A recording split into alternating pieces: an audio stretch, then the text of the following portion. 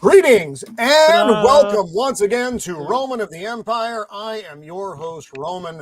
Tonight we are going to be discussing the 1984 David Lynch sci-fi classic to some, horror show to others, Dune.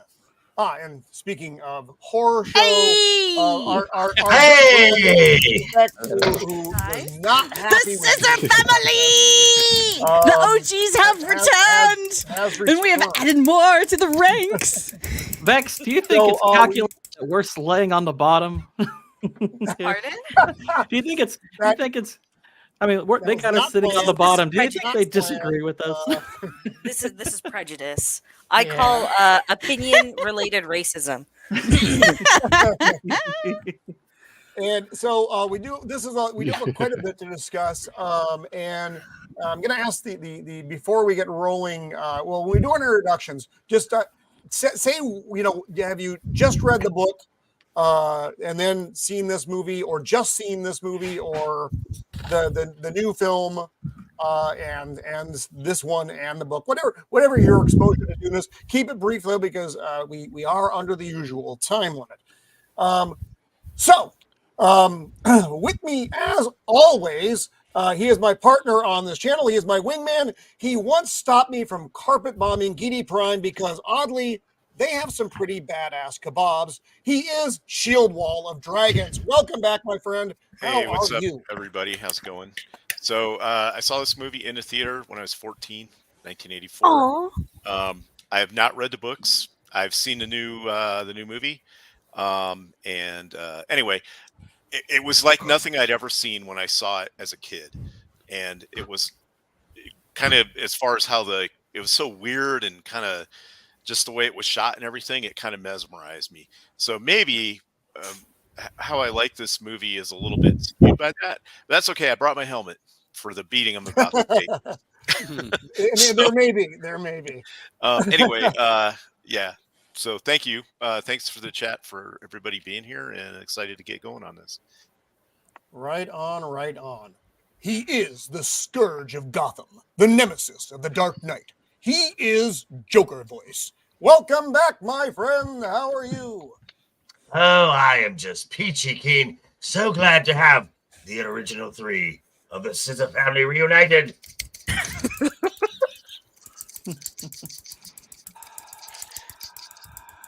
Wow, it's been going on for a while. Wow.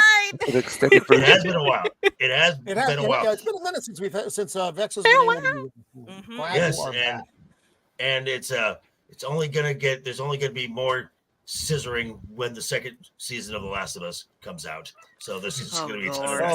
Yep. God help us all. The only reason I'm looking forward to watching that is for the scissoring. That's a true statement. Yep. I just saw Jacob bring up bloody scissors. What was going on that day? So much like Shield, I did not read this book. I don't like to read. It's dull and cumbersome. But I watched the film. I rented it at first, and I rented the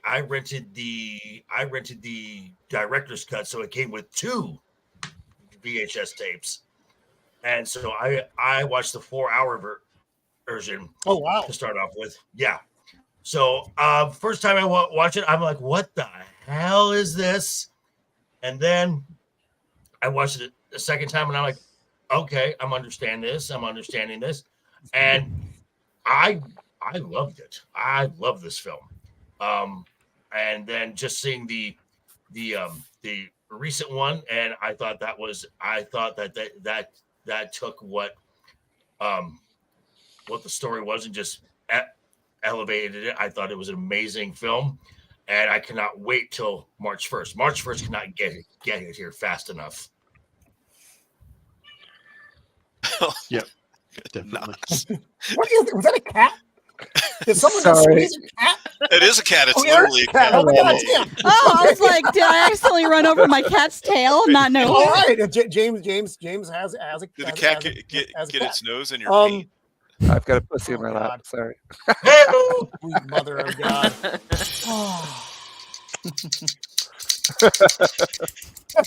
That's terrible. Disturbing. Sorry. She will tell you if this is the way. Books, games, or movies, she's armored up and ready to fight. She is the Untamed Mando. Welcome back, Mando. Good to have you with us. It is good to be here. I still love that intro. It's still my favorite. Yeah, I have read the first chapter of the first book. I was reading something also heavy, and so I put Dune down, but I will be picking it back up eventually. This is my first time watching this movie as well. So, and I also haven't watched the most recent Dune because it was not my thing at the time. And I was like, I don't know anything about this Dune. And now I realize that I need to be skewered. Interesting. So this was your first time? Mm-hmm.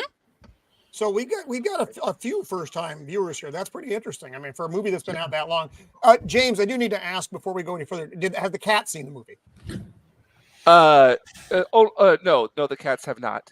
The cats have not seen it. Because I let the dogs. I want to clarify before we move on. I let the dogs out, so the cats cannot watch it. Wait, there's a more important question, Roman. I'm still trying to find out who let the dogs out. Do you have to drink something from your cat's body to avoid dying from poison? I was just going to bring that up.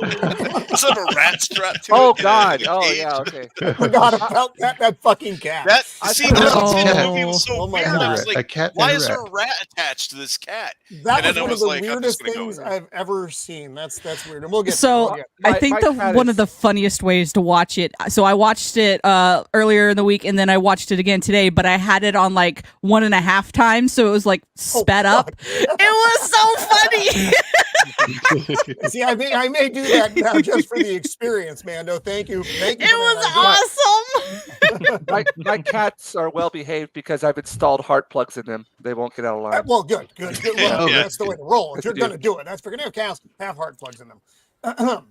He is the man who knows all the things about all the things. He is the Quitsat Matarak Paul Matadib. Which I think I fucked up, but not as badly as I could have. He is the Thad that shouldn't be, the unbearable 73. Our good friend Matt. Welcome back. How are you doing, Matt? Doing good. I first read this book when probably right after I first read Lord of the Rings and The Hobbit when I was 4 or 5 years old. It was on the same bookshelf that I found that was on, and Dune Messiah back then too. I saw the movie in the theater. Like my uncle and I were a little perplexed. Like did they just should really be called this Dune? Was one of our thoughts. It is it's an okay to entertaining movie. It is a horrible adaptation. So I've seen the other versions of this. And that's kind of I love the book. So just bear with Accepted. Books are almost always better than other. It's true. Well, and that's because you don't have all the exposition and bullshit that they put into the movie awkwardly, or you just don't. You're not able to get the full experience because they just don't have time for that shit. I mean, unless you're making 6 to 7 hour movies, and no one wants to do that. And even miniseries don't do it justice when you do have a 6 or 7 hour movie, essentially. But it is what it is. On Arrakis, he is known as Emperor Beard the First. He is Beard of Liberty. Welcome back, my friend. How are you? I'm doing well. Thank you, as always, for inviting me on to talk about something that I've seen for the first time. Technically, I've seen parts of it on Sci-Fi Channel whenever I was a little kid, but this is something that if you just are shown one scene, it's hard to get hooked and stick with the rest of the film. Unless it's that cat scene, I think. Yeah, that just makes you wonder. But yeah, I don't hate it. I don't love it. It does intrigue me and makes me want to dig a little bit more into other Dune items. So we'll see how that goes. Oh, cool. Well, I mean, if it did nothing, at least it did that. So that is good. God made Arrakis to train Beard's beard. Yeah, to test the faithful. One cannot go against the beard. He is the meme master of the interweb, using his powers for good instead of evil. He is Jacob Ironside. Welcome back, Jacob. How are you, my friend? Those fucking raccoons have taken Jacob. Oh, I'm sorry. No. Oh, there he is. I thought you could hear my thoughts. Jacob is full. I heard your thoughts, Jacob. They were spicy. Do you have your hand in a pain box? Is that what it is? Yes, pain. Oh, phrasing. Please, no pain boxes. And that's The all guys in a box. The first I The saw raccoon Dune Jabbar. was Was the 2000 He got one of those series. Dune popcorn Jacob, boxes. this box is Oh, filled with no, red what I cool. want to know You if cannot remove your He's a hand. little from the fizzy box. right now. Jacob, was this your first time viewing, or have you seen this one? Yeah, before? I've seen this one, but the first Dune I saw was 2000, which was okay. I mean, it's not, the not TV show? terrible, but and then I saw this one and I was like, what the hell is this? Yeah. Yeah, that's the general reaction. But then I watched it again and it was like, it kind of does grow on you a little bit. But yeah, this is I've seen this a few times. Like I said, I when I watched it originally, I didn't like it back in the day, nor had I read the book. It was just a weird fucking movie. And then I hadn't seen it for a very long time. And upon this viewing, actually, I thought it was all right. So yeah, whatever. He is the red-headed giant in the land of the rising sun. He is the Jinja Ninja. Welcome back, James. How are you, my friend? I'm doing pretty good here. Genki Dayo. How's everybody there? Everybody okay? Good. Very Pretty good. good. Thank Yeah, you. good, Yeah. awesome. Yeah. For me, I've read the books. I've read up to The God Emperor. I've seen this movie a few times. Watched the TV show, which I enjoyed a lot, actually, more so than this film. This film has got some good parts too that I like, especially set design is very cool. Yeah, just a big fan of the whole series, and yeah, looking forward to hearing you guys' thoughts about it, talking about it, and do a little bit of drawing at the same time, as always. Thank you again for having me on. And always looking forward to whatever you are going to create, James. It's always Exactly. real. Is it going to be a sandworm? Is it going to be the cat? If you draw if it's the cat, there may be money in it. If it's the cat, it's actually going to be the new popcorn bucket for Dune 2. Thanks so much. That thing is one of the worst things. Whoever designed that deserves both the medal and to go to jail. I'll pull up a photo of that later. God damn it. He is the Lord of the vined vegetable, not the Triffids. He is the Gourd King. Welcome back once again, my friend. How are you? I'm doing great. Thank you for having me. I first saw this movie in a desk chair in front of my computer about 6 hours ago or so. I have never read the books, though I do own the first one, so I will be reading that at some point or other. I have seen Denis Villeneuve's film, though while watching this, I didn't think about that movie at all. I didn't want to compare them. I just wanted to see if this functioned as a movie. And frankly, I think this movie is absolutely terrible. I think it's a really awful movie with some superficial qualities that I liked. Oh, Amen, wow. brother. That's a lot. That's a lot. And speaking of hate, I'm full of love, you bastard. What the hell? Yeah, for she is not Vex Punk Rockia, Vex Hip Hopia, or Vex Loungica. She is Vex Electronica. Return to us once more. Welcome back, Vex. And I'm sorry. I'm sorry. I'm not. Thank you for having me back on. It's always nice to be here. Just Thursdays are kind of crazy. How are you, Roman? Like always, right on the edge. I had my first beer yesterday since December. Good boy. Yeah. Yeah, it was. Then I had more, and then I had some. I was going to say, is that should we say congratulations or don't worry, just try again? Congratulations. No. It was an intentional timeline, but I actually did hear my liver whimper when I took the first sip. So it is what it is. It's the old leather boot will survive. So I'm doing all right, Vex. Thank you for asking. Very good. I'm gonna fuck something up here, but before I fuck something up, let's see who is out there in the chat. Not the private chat. Fuckhead, that's me. Easier. Okay, so we have our good friend Cannoli Sasquatch. Looking forward to seeing Cannoli soon, actually. So that's exciting. April 10th. Soon being April April. 10th. Yes. I will be in Vegas. Oh, yeah. Excuse me. Vex, I'm you gonna coming? try. I'm gonna try real hard. Are you? Oh, awesome! That's fantastic.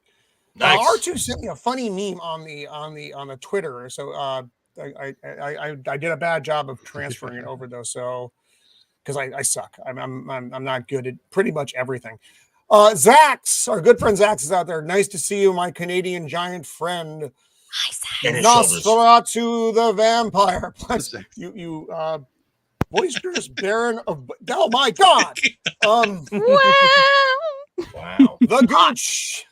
Jay, Diabolical Souls. Welcome, my friend. Good to see you out there. CLS, you actually have your name back. Also good. I haven't seen Dude or read, so this is just a dead feed for you. I'm happy you're here. But this is going to get obscure for you really fast. Shut up, Vex. This movie's amazing. Bringing the heat. Bringing the spice. I purchased an ample supply of the new popcorn buckets. No time for love, my friend. Eraserhead. Welcome. Eraserhead. Robotic Turtle 88. Welcome. Did we get Hooligan S3? Yeah, Spicy worm. Okay, yep. Hang on, sorry. Making my way. Oh, geez. This is a big panel. Israel Pete, yes, this is a big panel. I don't know what that means. We get Jinja art in real time. The battle pug.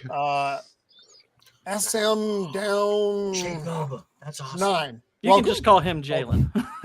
Okay, because I can't say all that put together. It did not work for me. Hooligan, Sandworm, Hooligan S3. Welcome. Some dummy named Roman. Corey Cochran, welcome. Welcome. And last call with Troy Pacelli. Thank you, Troy. What's up, Troy? Welcome. Good to see you out there. And I think that is everyone, unless we got some other ones here at the bottom. But I just we need to get rolling into this hot mess of a movie. There were some. The opening scene is different than I remember it. This is the one I remember.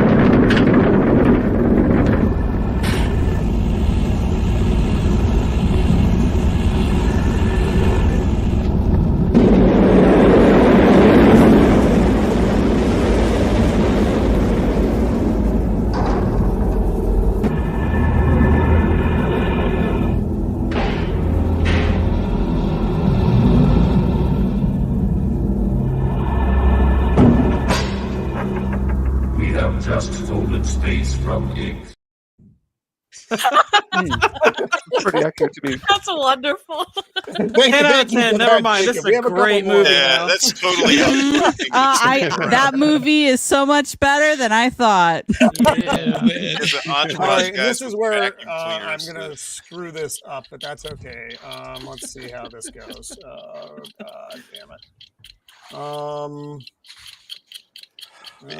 Please don't just go there it goes. Yep, fucking sideways. Okay. Give me a second. Sorry about that. That's a lot of I know that's. Hang on. Sorry. Fuck off. And there. Black History Month. There's nothing to apologize for this month. Exactly. Hey, my 1.8% sub-Saharan African resents that. Yes.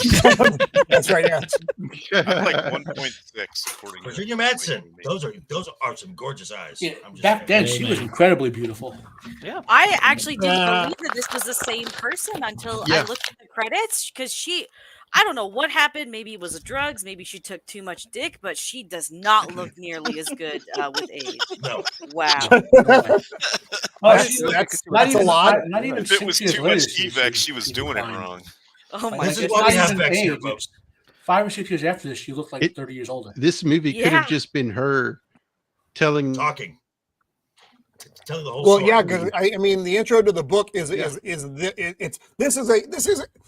nice way to bring you into the movie. It sets everything up, you know. Right. So the Emperor is sending House Atreides to replace House Harkonnen on Arrakis because he wants to fuck them over. And she sets all this up right here. So you get why things are happening. And Iraq, of course, is where the spice is mined. Oh God, Gourd, that's great. So in the book, by the way, every chapter What happened? What happened? Atreides nuts. Oh, Gourd. Atreides nuts. Oh, Atreides nuts. Thank you, Gourd. Oh, thank you, Gourd. In the book, every chapter opened with a passage from Princess Urulan's histories of this time in the Empire. Mm-hmm. So in the book, she wrote a book. Go back one. Toto. Who remembers Toto, by the way, besides me? I do. Okay. Oh yeah, Africa. Yeah. Yeah. I'm quite impressed that they did the music in this film because it's probably my favorite thing about the movie. This has a really great. The soundtrack is amazing, and if the visuals, it should say above this. It should say loosely based on the novel by Frank. Yeah. Yes. And then So, go back one. Okay. I have a question actually for if I may, for the people that have read the book.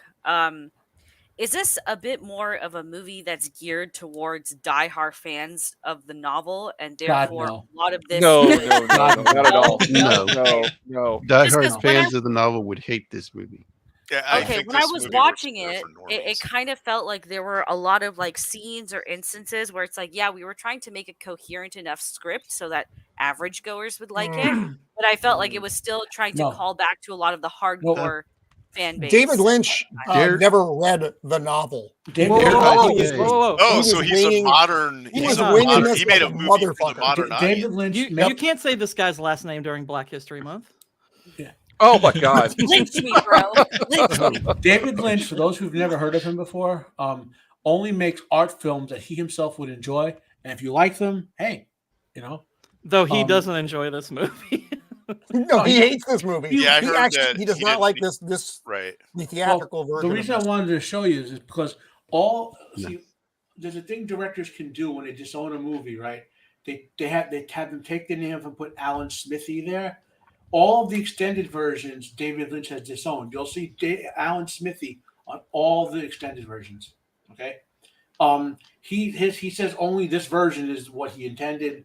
Blah blah blah. So if you'll know you'll see an actual extended version if you see Alan Smithy there.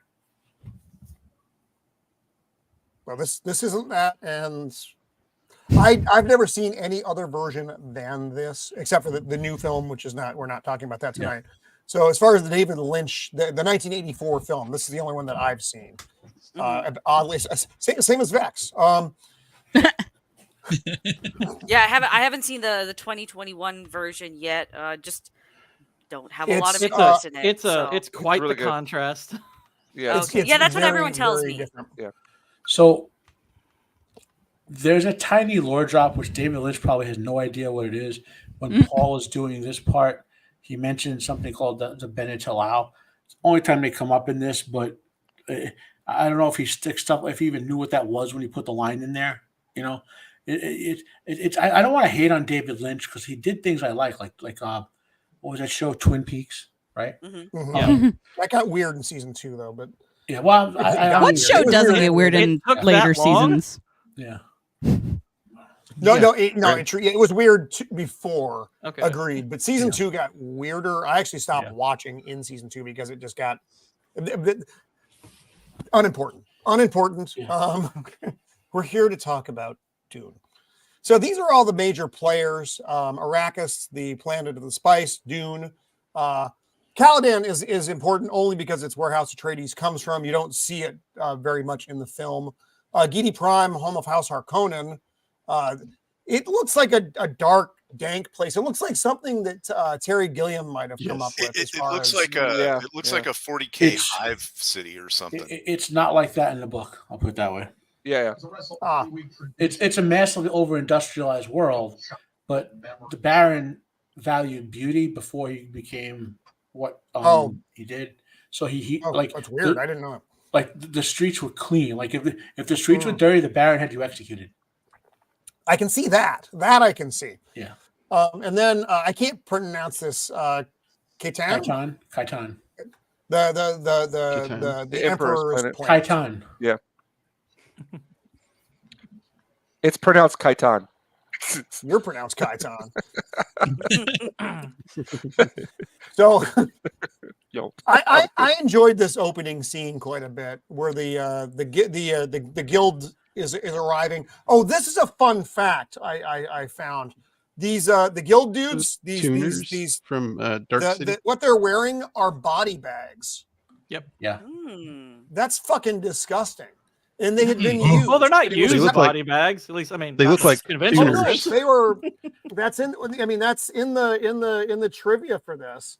Well, I don't know if you noticed, but all the bad guys in this, like the soldiers and all that, or the people perceived as menacing, they wear like these weird fetish-looking outfits, like the body bag and all that.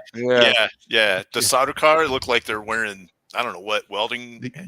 Yeah. Now, I will say this: the one thing that I did not like about this film, and it just doesn't hold up when you watch the new film, is the depiction of the Sardaukar, because the Sardaukar look lame in this film, and then when you watch this, they look. I agree.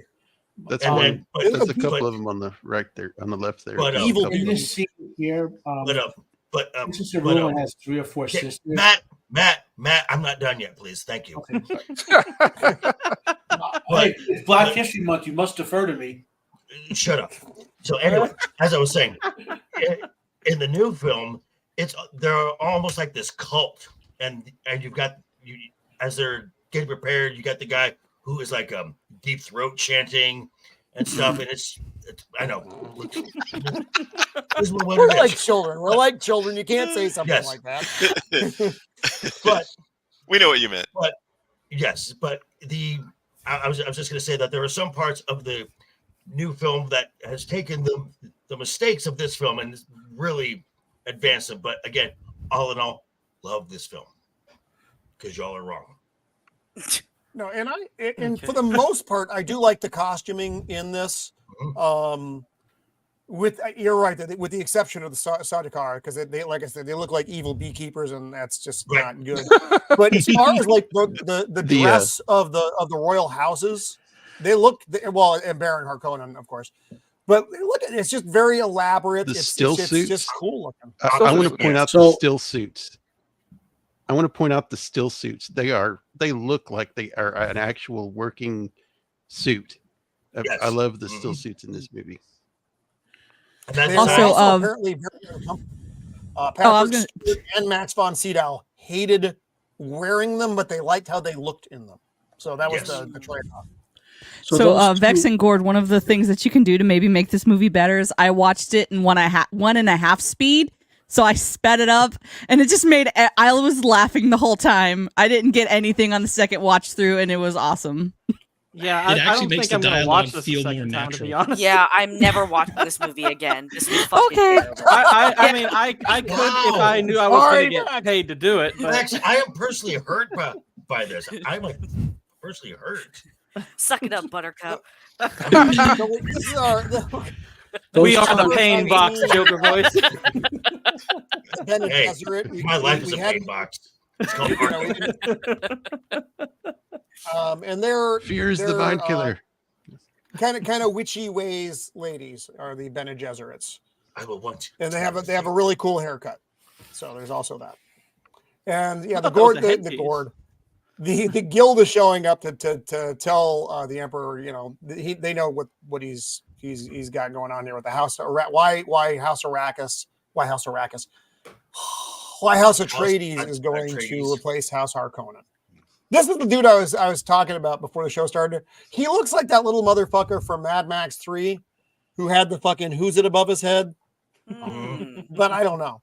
He may not be. He's just a little bald guy. This whole movie is the entire cast is full of. I think I've seen that person someplace. Yes, and it might be a bigger name that they just hadn't come into their own yet, and there might just be somebody who did like 2 episodes on like Star Trek or something. No, not Master. Was Kyle MacLachlan a star by the time, or was he? This was his first breakout role, I think. Yeah. Okay, gotcha. Gosh, he broke out with this. Well, he He's still did had a something career. else before this, but so he was like around, but this was like his first big movie. Gotcha. Right. Okay. And I This was his believe- first movie.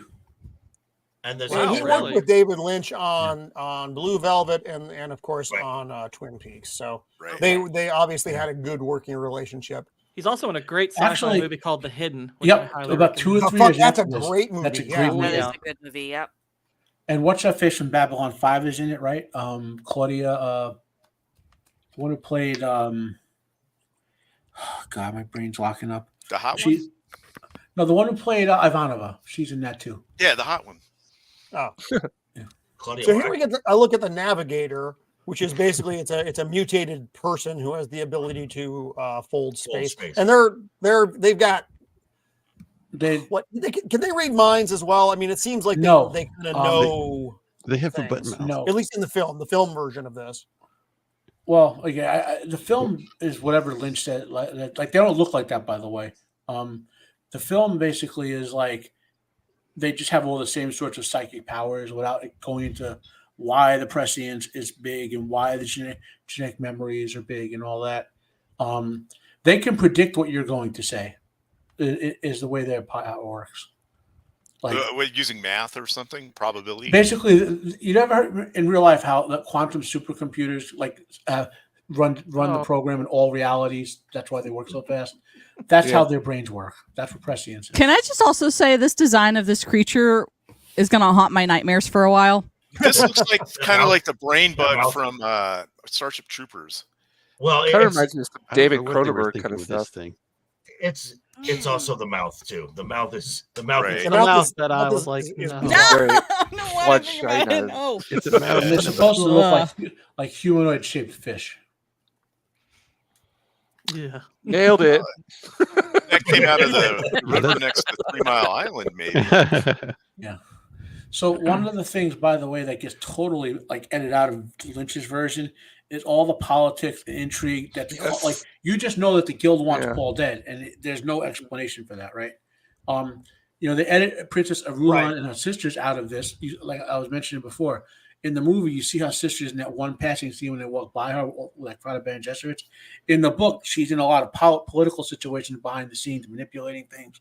So this movie isn't about like the visual splashes Lynch did. It should be about more like, well, I don't want to compare it to the new version, but like I said, Lynch took a giant swing and missed. Is it me, or did that Reverend Mother look like she had metal teeth? She did, yeah. Yeah. Oh, her teeth look fucked up. They're weird Yeah, looking. Right? that was the other thing when I was She a must be kid, British. that intrigued me. She got the British teeth. That's a Lynch. Austin He Powers. makes everything look fucked up.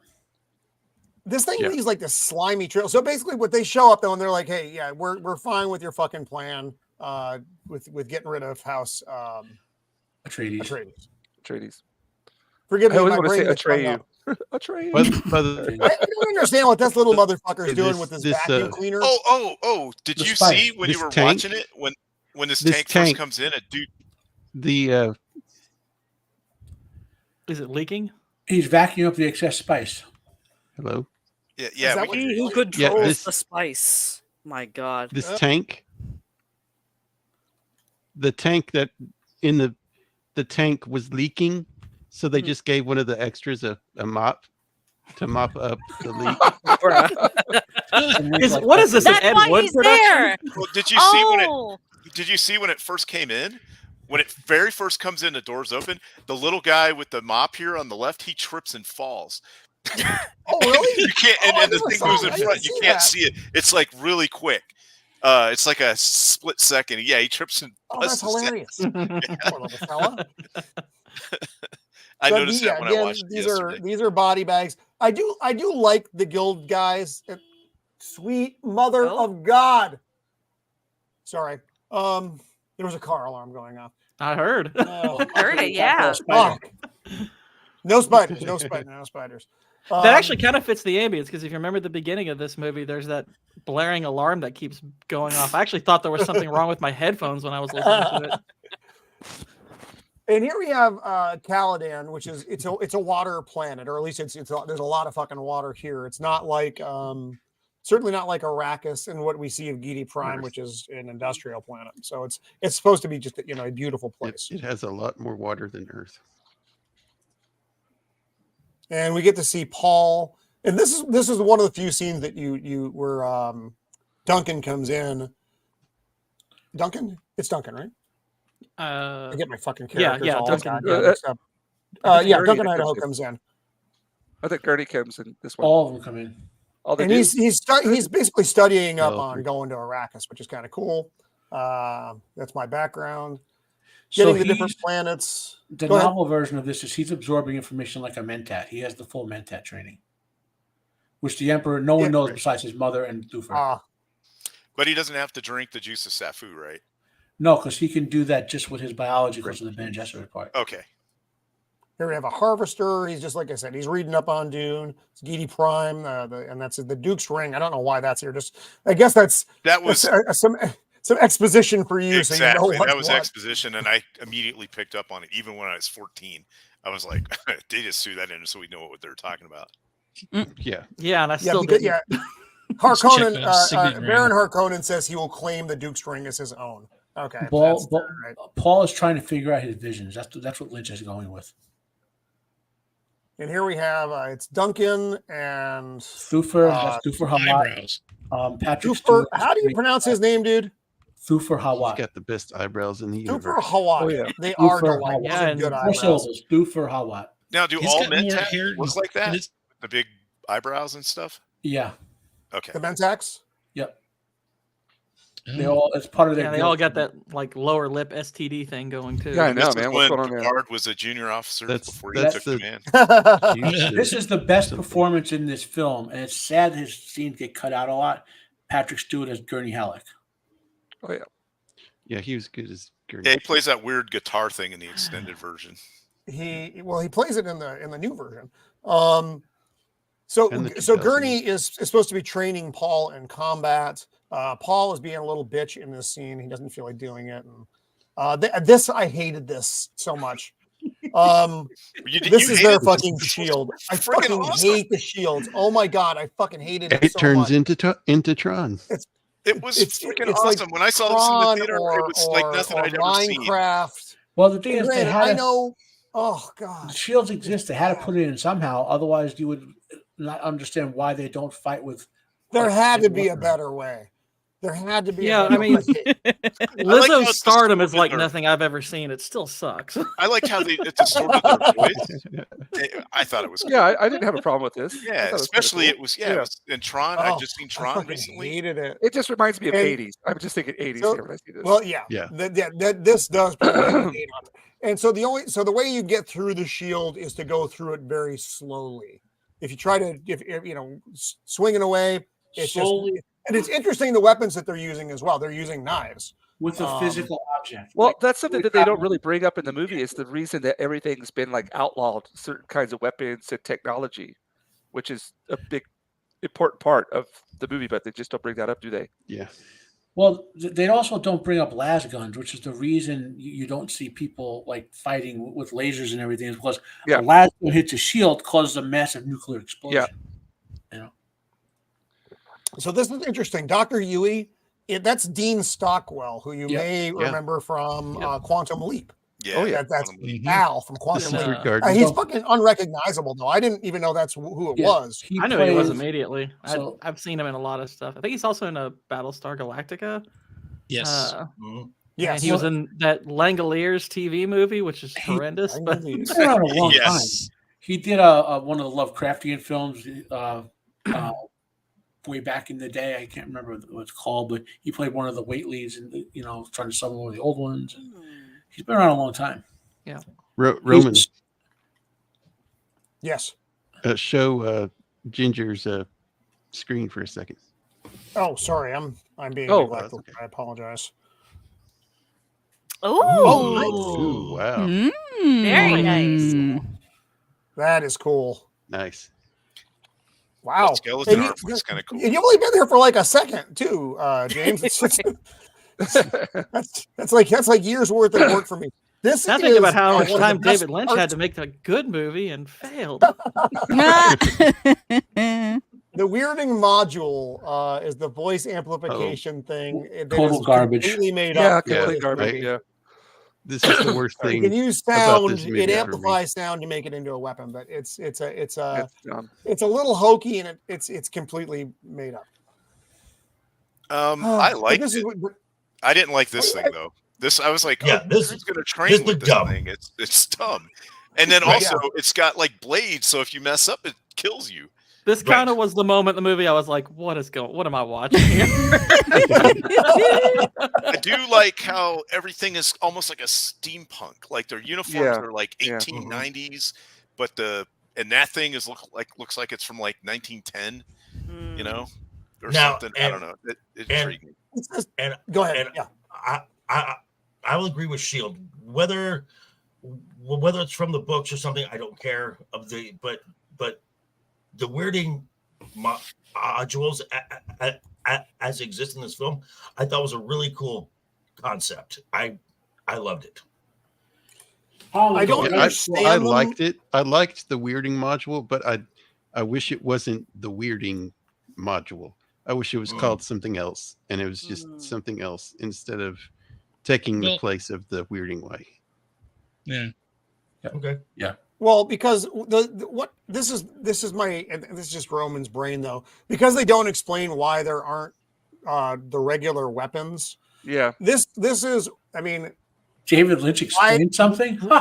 why is this more effective than a blaster, for instance? I mean, really, it does the same thing, right? Tell me if I've missed something in the translation. It's just something unique, but it does the same thing that a blaster would do, right? So, my guess, based on David Lynch, barely having read any of the book at all, since he didn't read any of the books and understand why the anti-technology theme was in Dune, he was like, "This must be some futuristic, low-tech society. So this will be cool to have this thing in there." So he was ahead of his time. He was like 20. He should have been in 2019 when, you don't read any comic books and you make a comic book movie kind of stuff. Let me ask Vex a real quick question. At what point in the movie were you like, yeah, this is not going well? About 20 minutes in. 20 minutes? Wow. No, because wow. Yeah, I could see how you could get there maybe. Because the first time I started going, well, okay, what's going on, was when that combat thing came down. And I was like, all right, it's in a little circle. This doesn't make any sense. But yeah. No, it's just it was a little too dry for me. I just like other films that I've watched in this genre that do the same thing, trying to world build. It feels like there's a bit more. It doesn't feel as static or robotic, which is kind of what I got from this. Because when I watched it this time, so I got to like, it was like an hour and something in before they even got to the part where they're in the desert, and I was like, yeah. Man, when it hits the desert, though, it goes so fast. Right. They jump. Yes. They just speed through the second half of the movie, or the last why third you of the gotta movie, watch whatever the like fuck the it is. 6-hour It version just to goes get so anything out of quickly. We get to meet the Duke finally here, Duke Leto Atreides, and he has this kind of weird talk with Paul. It made me uncomfortable. Yeah, the whole interaction he had with everyone else just kind of was very odd, in my opinion. It's just, I am proud of you. I want you to be proud of me. It's like, well, good. I just said I was proud of you. It was weird. Every time I see this actor, I think of it's clunky. It's really clunky. Air Force One. And to the Mouth of Madness. Okay, yeah, and he was also he was also in Air Force One too. He was in tons of stuff. Yeah, and the Seventh Seal as well, the Demi Moore End of the World movie. Mm-hmm. Yeah. So again, this is kind of a heart-to-heart dad talk. Wasn't it last boot? Yep. Yes, it was. Yeah, Turgan Clutch now. So now Paul's dreaming. You're seeing water dripping. Faye. Yeah. And this is funny because Sting shows up a lot in like the promo stuff for this, but Sting's in the movie for like a minute. It's because he's a big star. There. He was a big star, so they were going to use him as promo stuff. Yeah. It's kind of like and all Argyle. Yeah, exactly. Because he's not in it. Which which Cavill And needs to fire. She's really pretty too. Okay, agent. quick question, real quick. Sean Young. Who's seen Argyle? I fucking know. hated it. Garbage. Okay, heard okay. it's Which is terrible. better, this movie or Argyle? Dune. Argyle. Argyle's better than this. Still Argyle. Yes. That's because it has Henry in it. Okay. Yeah, I hate to got it. say it. I was thinking of bad movie comps for this, and I was kind of surprised at which ones, even in the modern day, I think are better. Like even like David Ayer's Suicide Squad. I was like, I think that's better than this. Oh. That made me sad. Bush knows what's up. Yes, Sean very young. Very yeah. young. This yeah. was She was just hot after then. Blade Runner. Yeah. Although this was after Blade Runner, she actually looks older in Blade Runner than She does in does. this. which I Well, think is that's because of interesting. the way she's dressed and stuff. True. Yeah. Yeah, she's just wearing a fucking Fremen suit in this. Yeah. I didn't even know. I didn't even realize it was her until she becomes a little. I mean, I guess slightly more prominent in the movie. She's not much at all, to be honest. I think So Beard. this I is think Jessica, Beard is by the way. This Kwisatz is- Haderach. He's bald. well, you know? I think his beard is. Yeah, that may be so. and Jessica's getting yelled at, admonished by the A little tongue Bene lashing. Gesserit Reverend Mother for having a son. Although, what is Paul's? I don't know how Paul is what 20 something in this movie. He's supposed to be younger, 15. but he's clearly 20 he's way something, too in this. old in this movie. Yeah, he's 90210 in this movie. Yeah. He's supposed to be in high school. And he's like 30. 2.4. The Misses of the Empire popping in. She had a question. Not part of the movie, or not part of this film. So because they're trying to breed. I agree, Bush. Kwisatz Haderach, which is like the super being of the universe, and Boy, Jessica fucked. They think Jessica fucked it up because she decided to have a son for the Duke because she loves the Duke. She was supposed to have only daughters. That was her job. And it's whatever. They're the Bene Gesserit. I mean, they're like a religious order as well. They're right. Sort of. They pretend to be like a religious Right. order, But they're just. but they're actually the- on wraps. But they're actually like the architects of power through the offspring of Imperium. Mhm. yeah. Yeah. Yep. They pull the Basically, strings. they're like the same way the guild controls the universe through hyperspace. They try to control through politics. Right. The best way to put it. Witches be crazy. Which is crazy. They do. They do. I thought all these floating lights were kind of cool. Although, crazy what stuff. technology they have that can levitate those, but then they can't do all this other It's stuff. what's it called? It's the same thing that the Baron uses to float. Which is not in the book. He doesn't fly in the book. You No. just need just, you need help yeah, because he's hovers very heavy, across but the he does floor. not fly in the So book. wait, if David Lynch had not read the book when he made this, was this really like one of these modern things where it's just like, here's the name, we'll Yep. take advantage Yes. of it, or Yeah, That's what it sounds basically. like. Certainly Yep. what it seems Slap like. a label. Well, Exactly what what about it the was. other Saying, he screenwriter? was so The word far is ahead of his time. he read through the book, like just sort of Skimmed it. Yeah, that's what the Dune word for is. dummies. Mhm. Or dummies for Dune. Whatever. Dune for Dune for dummies. dummies. Yeah. He had a Um, Mentat At read this it. point, I would bet Patrick Stewart, by the time they got to the film, knew far more about Dune than David Lynch did. So what about the That's other screenwriter probably- though? Because there was another guy that helped him write the script. Had that guy read it? Do we know it all, or I think the other Was guy there that another they name gave attached to writing the credit was screenwriter? Frank Herbert, the novelist, and Yeah. I think that's just Yeah, you know, that's- You they like always making 'em- courtesy. yeah. Yeah, whenever you have Or discourtesy. an adaptation of a novel, they will always put the author. no? of No, the I know. novel I under thought writer. there was another screenwriter. Oh with no, it. no, it's That's all, just it was yeah. just just Lynch. The Okay. one character that didn't get enough screen time in this movie is the war That pug. dog. Yes. Yes, A little I like dog, the dog. yeah. Mm-hmm. Dogs Yeah. were awesome. There's a point where I thought it was dead, and then there later on at the end, it's like hanging out, and I was like, "Oh, okay." Yes, he comes back. He's a Yeah. war pug. War They pug's should have so asked kind. Ozzy Osbourne to do a War Pug song. Yes. That'd been awesome. I did enjoy this part. So she's testing him Right. with Uses the voice the pain on box. him. She used. Oh yeah, that's something. Yeah, they've got that crazy fucking voice that can make you do whatever they want you to do. That's Suggestion, it's right? a- It's a compulsion. Right, and then that's part Compulsion, of the weirding yeah. way, right? Why don't they have eyebrows? What is it with the no eyebrows? That's weird. David Lynch. Again though, I love I like the costumes here very much though. I like the Bene Gesserit costumes, and I like the military uniforms dress of is House great. Atreides. It's just it looks good. That's wonderful, and the Yeah, their costumes sets are great. beautiful. Yeah. Yeah. Visually, That's really good. this movie is great, but it's just Yep. the Yes. substance that ties it all together is the problem. And that's what Mhm. really drew me into it was the use of light, like Mhm. how a lot of people, it's dingy and dim, but to me it made this place look very wet and Every time I see, every time I see this scene, I think of the Oh, you're roboting, Jacob. hilarious. We missed you, Jacob. The raccoons had control. Oh, I'm of you. sorry. I was using the voice, and it was doing it. Okay. say that last part again, Jacob. Yeah, this scene reminds me of the redub on YouTube.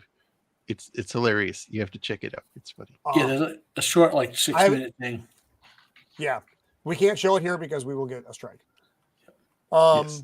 And she tells him this is her. What is the Gold Jabbar? Gum Jabbar. Hooligan. Oh, God. Very nice. Well played, Hooligan. Well played. My idea was adapted partially. It's awesome. Oh dear Lord. So this will kill him if she fucking scratches him with it. What's in And the the reason box? for that is on What's purpose. in the box? If he can't pass this test, he's too dangerous to be allowed to live. He's an animal. Yeah. Well, more so than that, like he has the Bene Gesserit abilities. Oh really?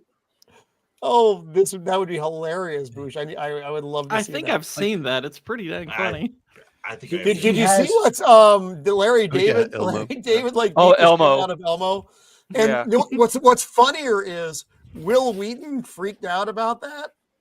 I've And heard he was about like, this. It was I like, just it was heard like about when my that. father used to Overblown. beat me. Elmo's only 4 years old. Oh Jesus. Oh my Fuck you, God. Will Wheaton. Fuck you fucking Yeah, dude, weird what piece the- of shit. Stop Shut drinking the the fuck up, soy, Wesley. man. Yeah, what a Shut up, bundle of God, I hate Wesley. Will sticks. Wheaton so much. Jeez. How does Vex have more tea than that guy? Have you met Vex? Yeah, it's true. Packing 12 so- inches. Hell yeah.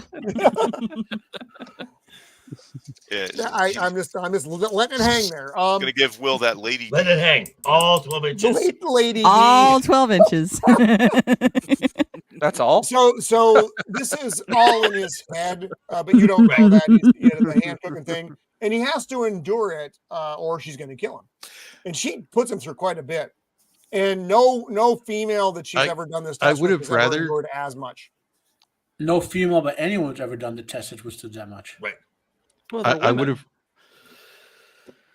would have rather them not show it because it's all in his head.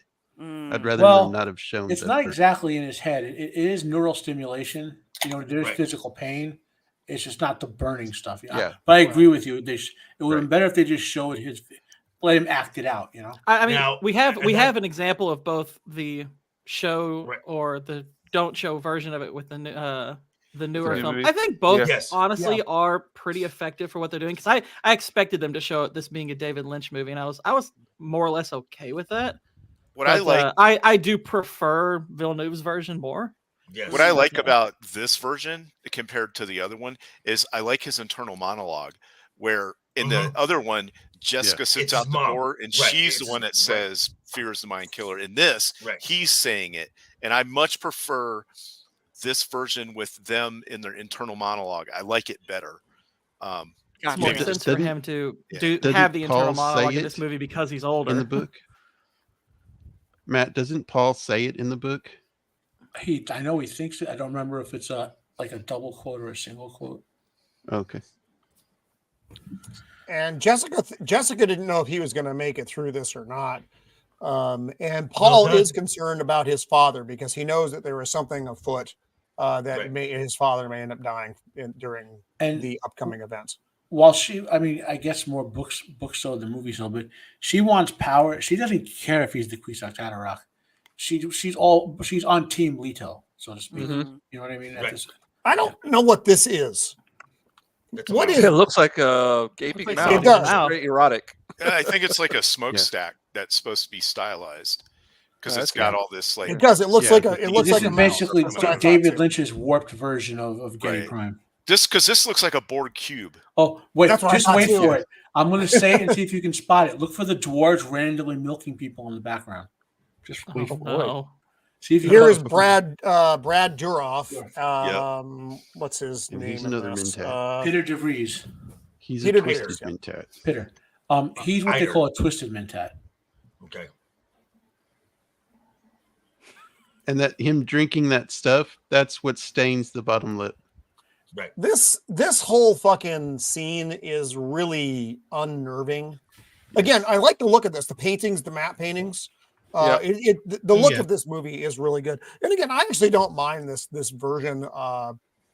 It is what it is, you know, as far as the faithfulness of the novel. But I thought it's fun to watch kind of thing. No, God damn it! Not a bad movie. It's really not a bad movie. I want to give David Lynch some mild credit. When Peter drinks the juice of the Safu, he does this saying, right?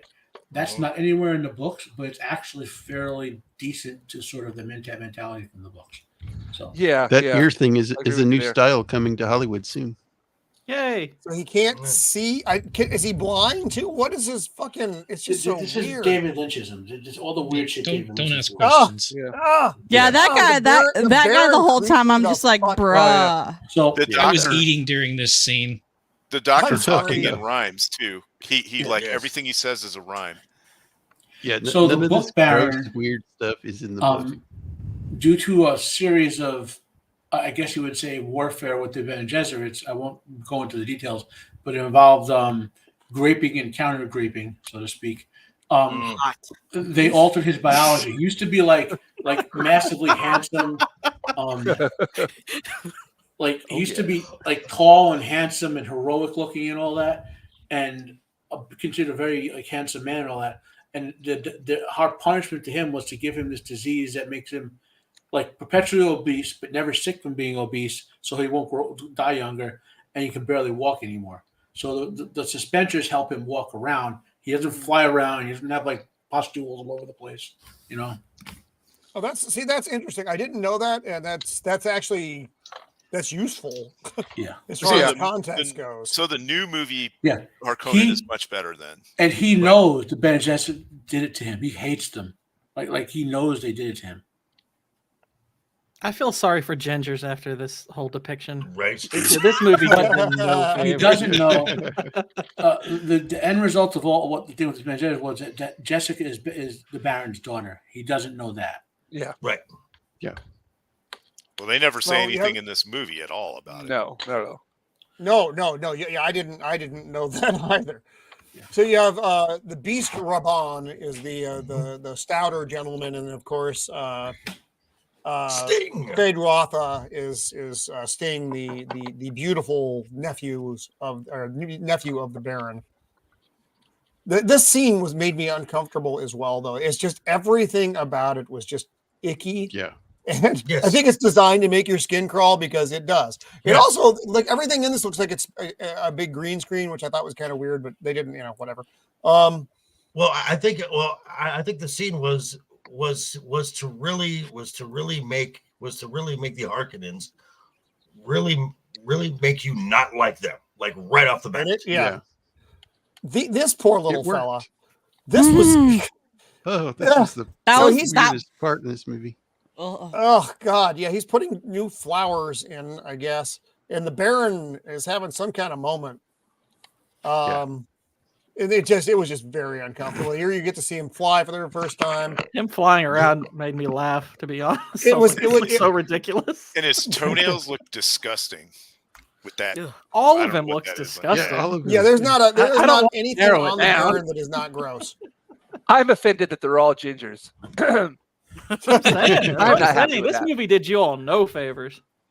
Yeah, they're trying to really like go into that whole thing about us not having souls. Bastards. Plus, are there no women in their Did you have? society? Okay, Roman. Did you have to show all the slides for this one? Look at what? And then Can we get he the pulls zoom out in his on heart those boils? plug, and then he's dying, and it's just so fucking creepy. When I saw that in the theater when I was 14, Oh that was my also God. like, wow, this heart plug. I actually thing. think this still holds up pretty well Hey, right Pops. now. I'm surprised Stop they haven't ginger really. hate. I'm surprised there's been no like outcry against this movie because the flamboyantly gay character has all those STDs. Yeah. It's totally, that's not the least of the Again. problems, but it's it's also a problem. Hooligan again. Oh, fuck, nasty fucker. So they're gonna War pug. this is the dog. They're leaving. Love for Duke Leto. Oh, look at that. These ships, I don't think you really get Steven. an appreciation for the scale of these things. Right. Yeah, they like, do because a the pretty amount of decent set job. design is with- pretty immaculate. I will. They do a definitely pretty give it decent that. job combining live action matte paintings and Yeah, they do. miniatures, Yeah. conveying the scale. That's the other thing that intrigued me. It's like, look how weird these ships look. They're kind of, and then the inside looks like, what is this? It's got all these tubes and stuff. Looks like it's like 1890s technology, with like And upholstered chairs. But actually, though, I mean, looking at these ships, and they look very clunky. They look very awkward. But they're going to be traveling in space. They really don't need aerodynamics because Right. it's No. space. Yeah, Dune and they're not technology- actually traveling holy through crap. space with those. They're just going up into the Highliner that Right. carries. Oh, them. Steven, good to see you, my friend. It's not apparent from this movie, but Dune's super technology is like beyond. It's like somewhere between Star Wars and the Time Lords. Like it's way up there. Gotcha. Yeah, Yeah, if because you- I mean, like, the whole Yeah. folding of space thing, that is genuine. Yes. That's genuinely something Now, that this they gives are you- working on trying to develop. Right. That is a real thing. So like Yeah, Dune's right. technology is so advanced, they can make these ships the most aerodynamic possible, and they'll still fly just the same as if they were the most aerodynamic possible. Yeah. This right here gives you an idea of the scale Right. of Of like the Hayliners, yeah. of the high. I love the because- big door. The big Right. door is cool. Yes, and how The big it's opulence. Yeah, the big Right. opulent Yes. door. this looks like this again. This looks like something out of 40K. I'm convinced the people that made 40K watched this movie and then they went and made their Yeah, I game. got some ideas from it. Yeah. Yeah, Yeah, I don't know much about 40K, but I The know enough that I uniforms. was getting some vibes from oh, this. it's totally. They their probably read uniforms, all of the that. Dune books and got stuff from the Dune books. Yeah. Yeah, this looks like a. I mean, look at that that. looks like That, a. that look looks at like this a Hive City. And Yeah, Go back yeah, one, that's Roman. not what a City guild or- navigator or, is supposed to look like. This No. looks Not a- like not what a happens twisted if you tadpole. don't wear a condom when you should. Oh, This more looks My. like what happens if you become the condom. Or it looks like what happens when you eat too much Taco Bell. And what the guild navigators actually do is calculate the path through hyperspace, and then they press the button. They don't actually teleport it with their mind powers or any bullshit like that. yeah. Which is what they do in the movie. They do Wait, the no, bullshit. Floyd? And Bugs I don't comes out get of this their- scene at all. It looks like Comes out it of looks their like a butt. exactly. No, like, They couldn't fit her into the aspect ratio, hooligan. Well, that's not a This butt was- that's coming out of the. That looks like the magic space vag powers. Yeah, that was weird. So What kind of just, vaginas are you looking at, Joker? I was about to say that needs to get checked I live out. in Vegas. Here.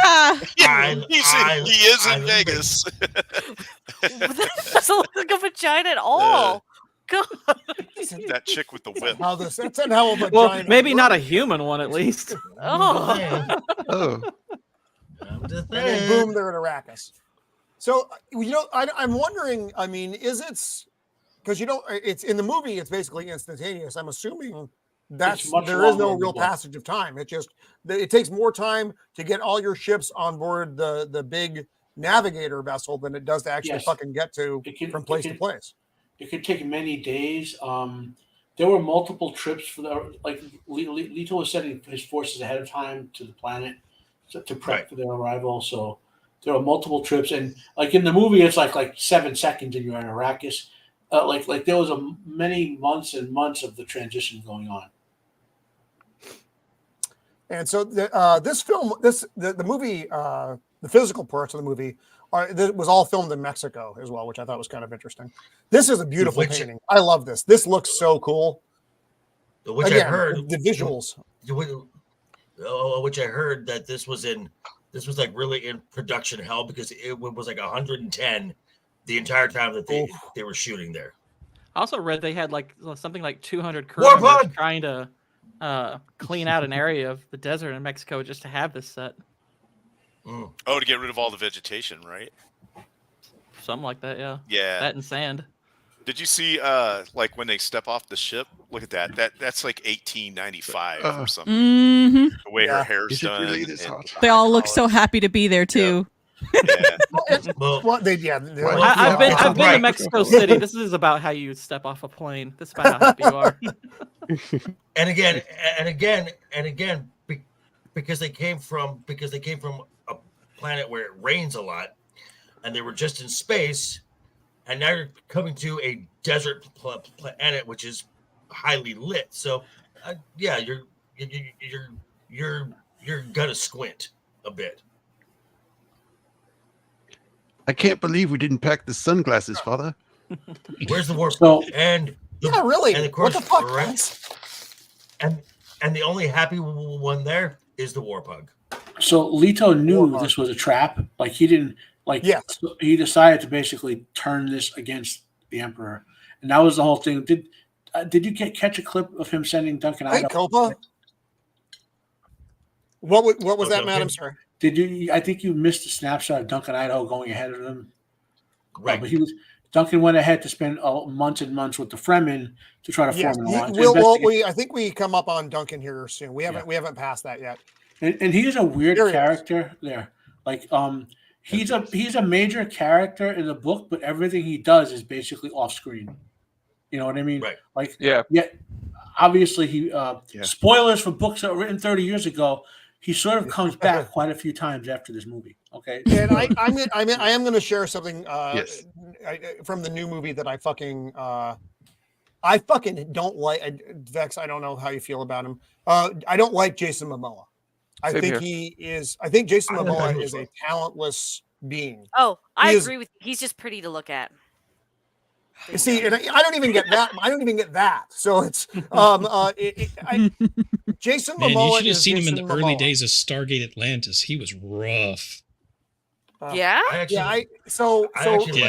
Jordan was I think superior as Duncan, even though the movie's kind of fucked. But you know, I had no problem with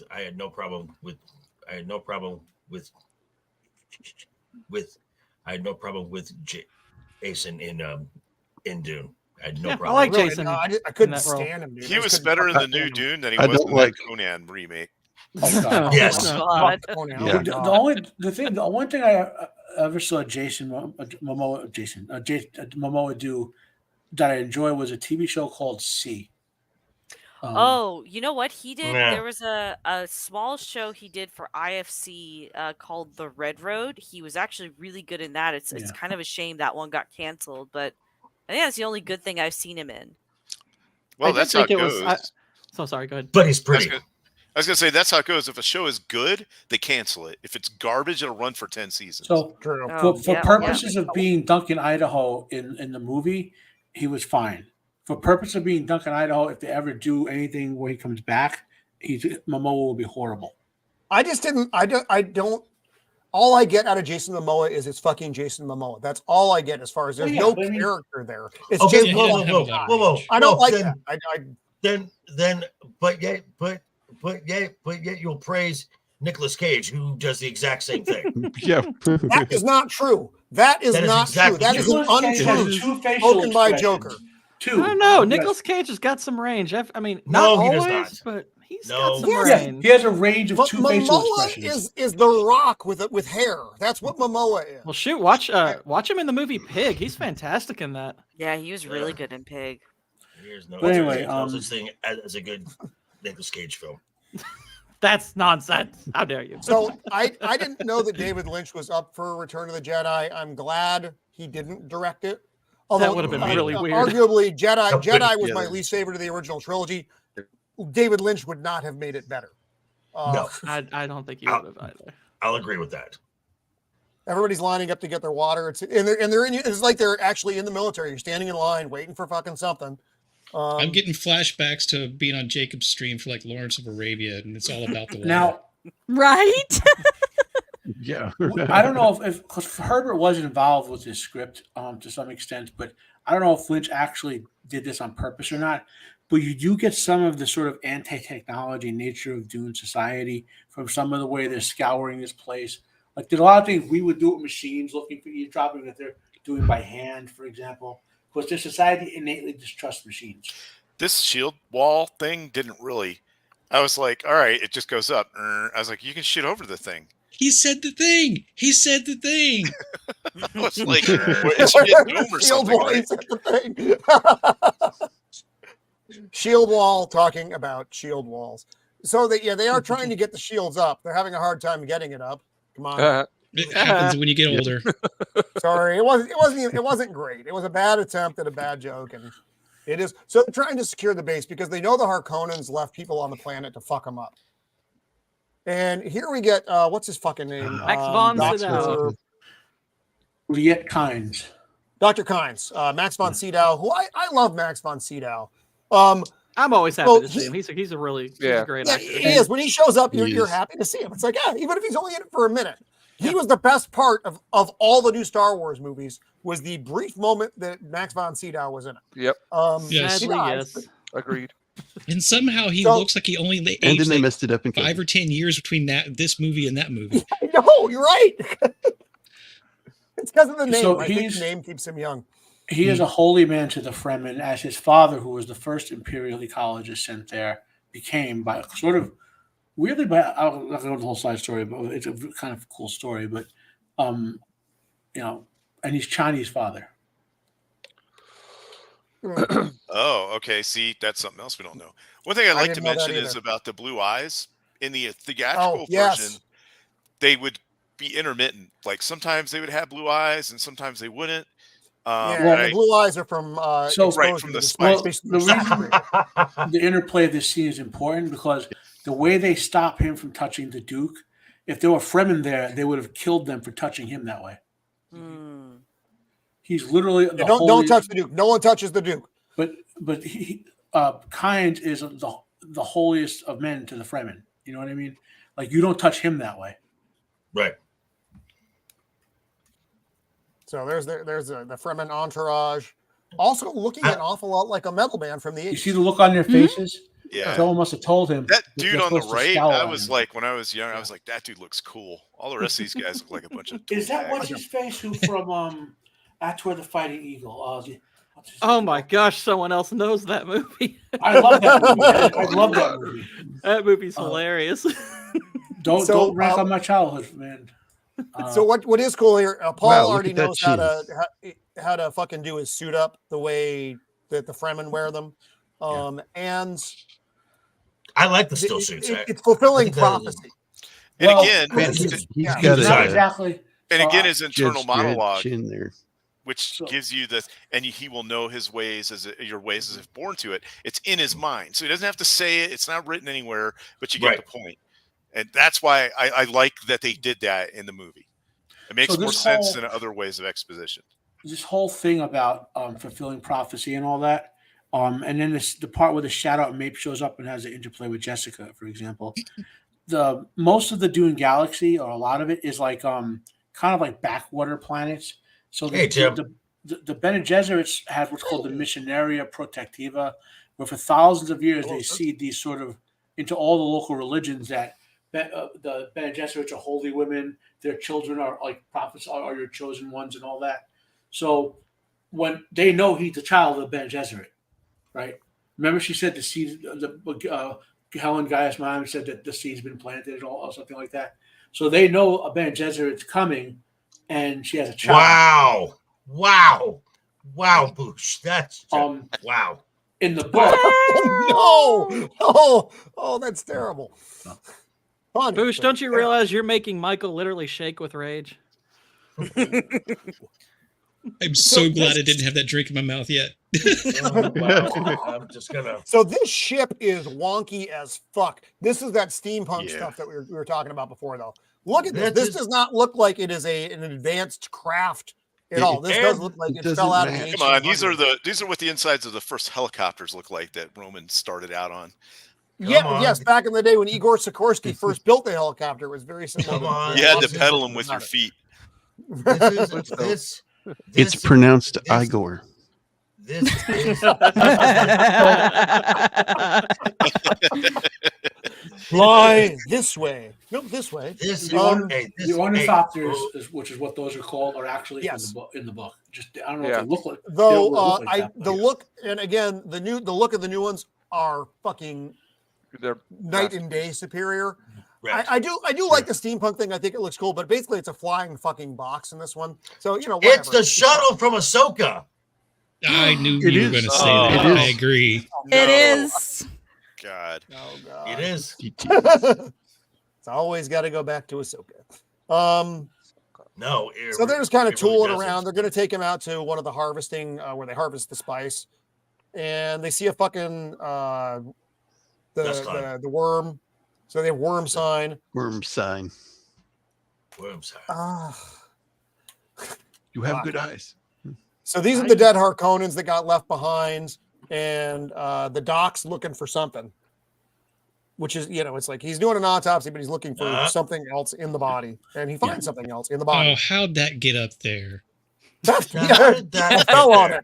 It fell on it. And we were wrestling, and it just slid up there on his face Whoopsie. too. So he's like, "What are you doing, Doctor?" It's kind of out of order, but at this point, they know someone in House of Trade is a traitor, so they're all kind of checking up on each other, and most of them conclude that Jessica's the traitor. Yeah, and that sign on his forehead is Imperial conditioning. It means he's uncorruptible. He's a Sook physician. I was going to ask if Vex felt like that was cultural appropriation. I'm cool with it. It's kind of rectangular, triangular, so you can get away with it. It's okay. So real quick, Vex doesn't have much longer with us. She's got other places to be, moves to make, things to do. So just ask her real quick. Like, so 20 minutes in, you started to dislike the movie. When did you start to hate the movie? 25 minutes in. So what's your overall like rating of the movie and stuff? You know what? I rated it on IMDb. I gave it a 4 out of 10. Wow. I think the That's sets higher than me. Yeah, no, you know what? The sets are phenomenal. The costumes are phenomenal. I like the score. I think those are the 3 things that save this movie, but it's way too long. It's so fucking dull, so mechanical. I don't care for it whatsoever. I never want to watch this movie again. I can't believe I watched it for the stream, and this is the one that I decided to come on for. And that's it's why she's leaving. It significantly killed a lot of hype for me to watch Dune Part 1. The new one as well. It's night and day. Yeah, that movie is night and day. So much better. Yeah. It's like watching the sequel, the Disney trilogy, and then going back. Like you can't watch that one first. I mean, so the bottom line is you recommend Saltburn over this movie. You know what? Again, I said it on Zax's channel, and I'll say it again. Saltburn is a great movie if you watch it as a demon sacrifice movie. Oh, okay. So it's got to be a demon sacrifice movie. Okay. Exactly. If you watch it like that, then it's a good movie. Otherwise, it's not a good movie. Okay. Awesome. Mm-hmm. That's weird. So what do you got coming up? I have a Madam Web review coming out next week, and then after that, will be a True Detective Night Country review. Oh, fuck True Detective. Fuck True Detective so hard. It is so fucking terrible. It's fucking hate it. horrible. I wasn't I'm planning watching on it, seeing a video. but Yeah. because I want to find out what happens, but I fucking hate it. I've been reviewing it week by week with another channel, and I'm just like, wow, this is so bad. I need to make a full length video on it. So This is killing me. Oh, great. Oh man, thanks I for love being here. college Yeah, never thanks changed. for being here, Bex. It was awesome to have you. No, Yeah. it's my Yeah, later, pleasure. Just Bex. Sister. unfortunately, I can't stay longer. Yeah, no, that's cool. well, we'll try to get you back. I'll try to find something that isn't as objectionable for you. You know what? I before- would really, really like it if you just did a Fifth Element stream. I think that would Yes. more than Yes. done to our we can relationship. order breadsticks from Olive Garden. Yeah. Yes. I We'll I cut the think we breadsticks should in do half with that, Rob. scissors. What's the Let the slowest bundle of breadsticks flow. breadsticks? Hey, Gord. Gord, Yeah. really quick. What does that chicken sound like? I don't remember. I know what you're talking about. I don't remember. Mother dick. Oh yeah, that's the word. Brother Dick. Mother dick. Yes. You're all very funny Yeah, we are. folks on the show. We Yeah. are. gosh. That's why you bring us on, right? We're the comedic It's relief. fun. No, it's true. So Bex, Mine- thanks for being with us this No, week. Sister, thanks sister, for I love having you. me. And Scissor, I sisters love and you brothers, as I love well. you too. hey, when is season 2 coming out of The Last of Us? Last Do of we know? Us next year. Yeah. Next year. Oh, so we have a year before. Oh, good. Well, we'll definitely have to have you back before then. Oh, 100%. Yeah. I'll pray Okay, it gets canceled before then. Unlikely. They start filming. Not- Yeah, we're No. gonna have to form a prayer group for that one, I think. All right, take it easy, guys. Have a All great right. rest of the Have a week. good Take one. care, Bex. Later. Yeah, Bye. thanks for being here, Bex. Oh, whoops. Oh. Whoop, hold on. What the fuck? You can do it. I'm leaving. I'm not leaving. Ha ha. But why are we staring at Yui? Sorry, that's Yui. just what was on the screen. That's Well, he could hear us and he was unamused, obviously. Right. And so, and so now we're back with. Now we're back with the Morgan Elsbeth. I mean, Luke Atreides. Jürgen Panchetto. going to the So harvester. I like how I they love do this it. here. I love Yeah. They give us a sense of scale because they mentioned the length of the sandworms and like possible lengths earlier Yeah. in the film, but they just gave us a size measurement. A lot of people you can't picture that in your head. Yeah. So they show us this machine. You can see the door on the side. You get to see the people run out in a little bit, and then that it conveys the scale of these things. I think better than anything else probably could have just by showing it, saying, "Hey, look, that thing's big." Sorry. Yeah. Well, these are small sandworms compared to the ones that show up later, by the way. Right. Yeah. I see you have a sandworm, and yours is a big So as mine. they know a sandworm is coming because they get attracted to the vibration of the harvesters, and the ship that's supposed to come and save the dudes isn't going to make it in time. So the Duke, this is where they start saying, the doctor gets an impression of the Duke because he doesn't give a fuck about the spice. He wants to save the men, and that makes a real impact on the doctor as to House Atreides and how different they are than House Harkonnen. Mhm.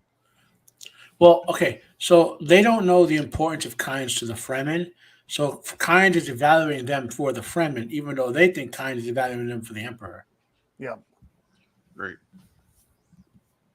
Again, this whole scene looks. I do like the look of this. I don't like the look of their ship externally. Internally, I think it's cool looking. Externally, I think it looks like shit. Here's the worm coming up to eat the harvester, though, and you're right because you saw how big the harvester was.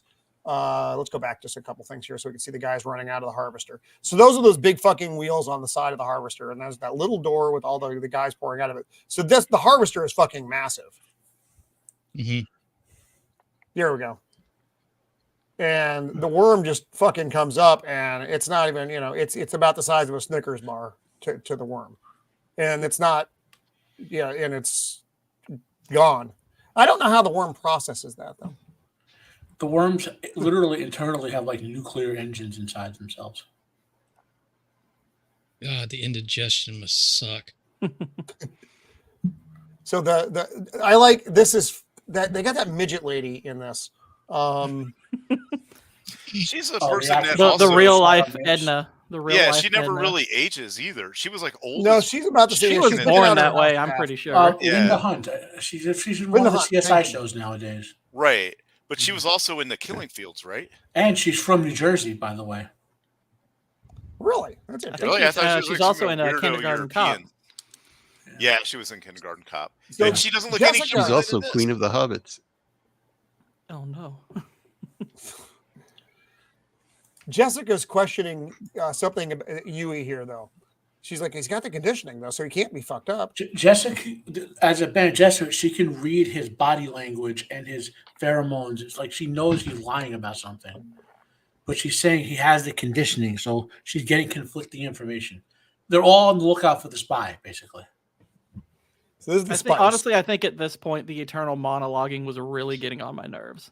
Like nothing was. I'm like, you don't need to say all of this. I think you can achieve that just with And the right looks and angles. But so it was getting kind of grating at Yeah, this point. especially since he was eating There's Vienna so sausages. much of that. Jessica's interaction with Mapes was hard. Basically, deliberately activating the Missionaria Protectiva to get into the frame. Yes, I am the mother of the prophesized one. Blah blah blah.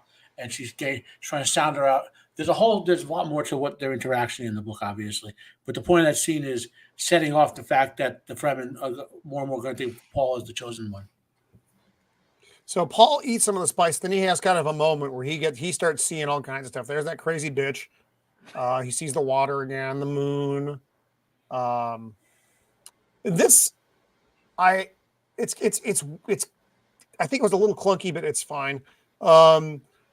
It's a hunter secret. I think it's a hunter. What do they call it? I'm saying I want to say It's like a hunter hunter secret. secret. Yeah, I hunter think I'm wrong. Is it? Okay. COVID I'm combining it with my fucking with Terminator. So someone's controlling this little motherfucker, and it's going to kill whomever moves. So Paul's standing as still as he can. You get kind of the internal view here, which is weird, but someone has to pilot it, which I think is also strange. Because of the anti-technology thing, they don't trust intelligent machines. Yeah, to it's do not a it thinking on machine, its own. yeah. Okay, that makes sense. Whoever comes in first, and so the door opens. It's a little midget lady. He destroys the thing. I got the feeling that she had way more impact or story in the book because in this she Yeah, really she does. She just She walked- does, She was like, yeah. after clear the way for us, and then she's gone.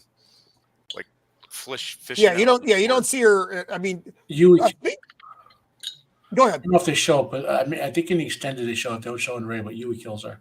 She tries to warn Duke Leto about the. Yeah. Well, I think it happens later though. So this is the guy who was yeah. piloting it. It was interesting in the new version. He's like in a wall the way that they find him, and it's pretty cool.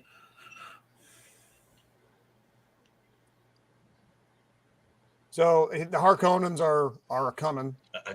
They're attacking.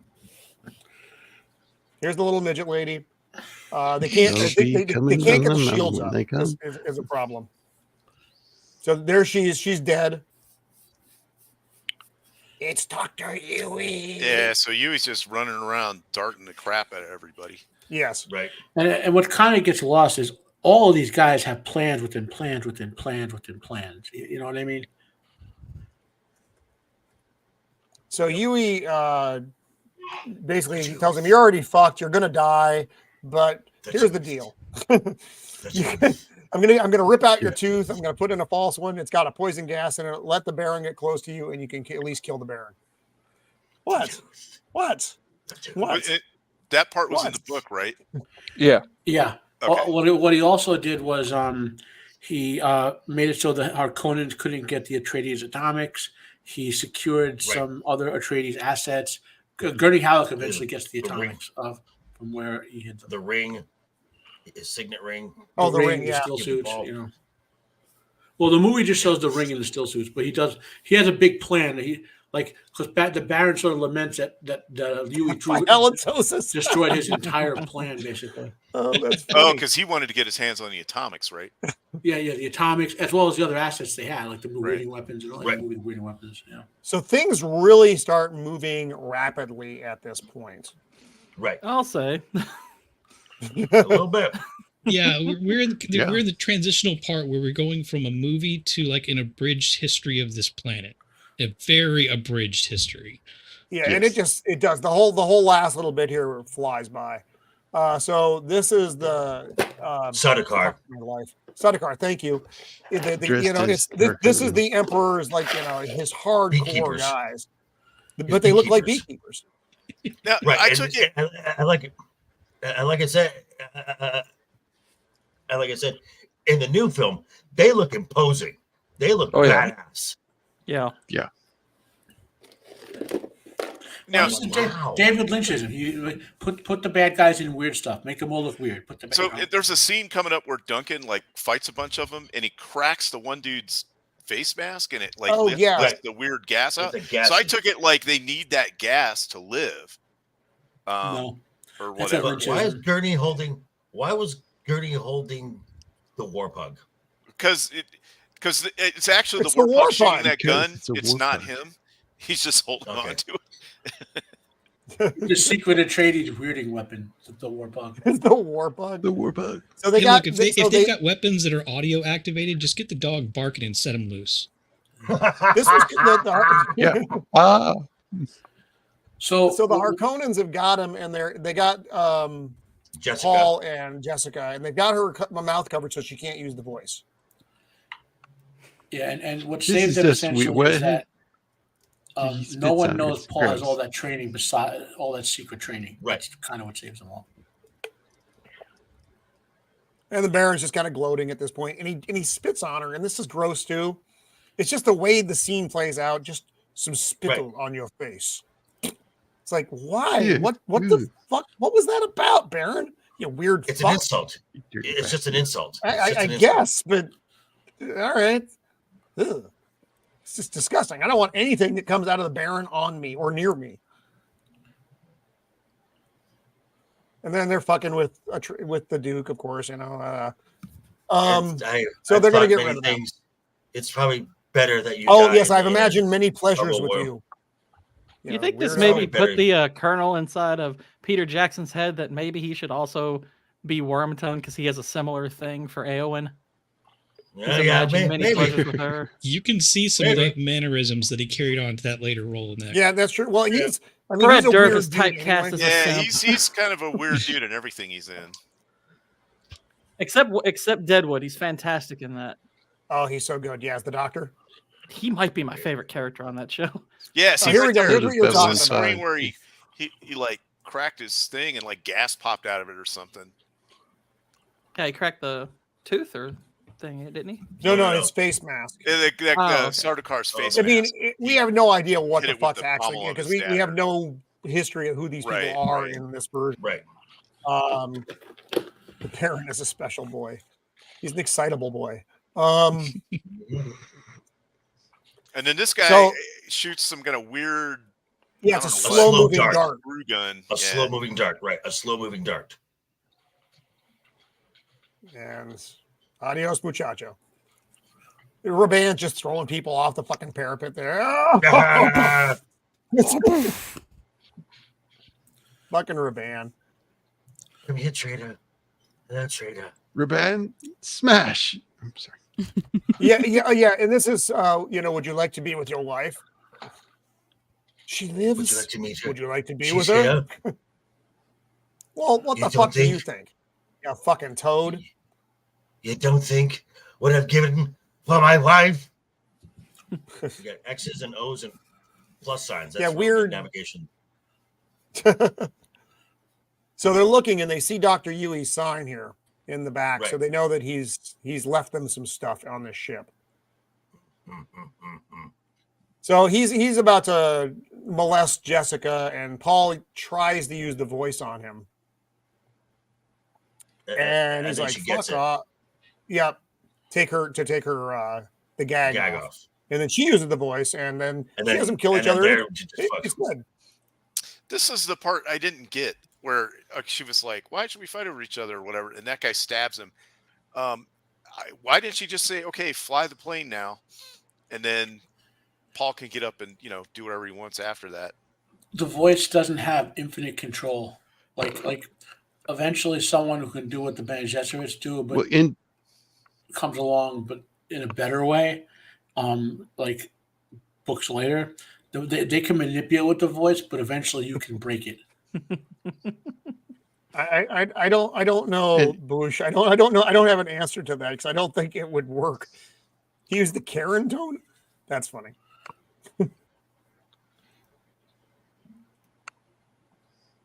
Okay, yeah, I just always wondered that. I didn't understand that it had like limitations. Well, I mean, David Lynch doesn't convey any of that stuff. I'm just saying to explain, Where's the ring? Where's the ring? He's so pissed off because he wanted that ring.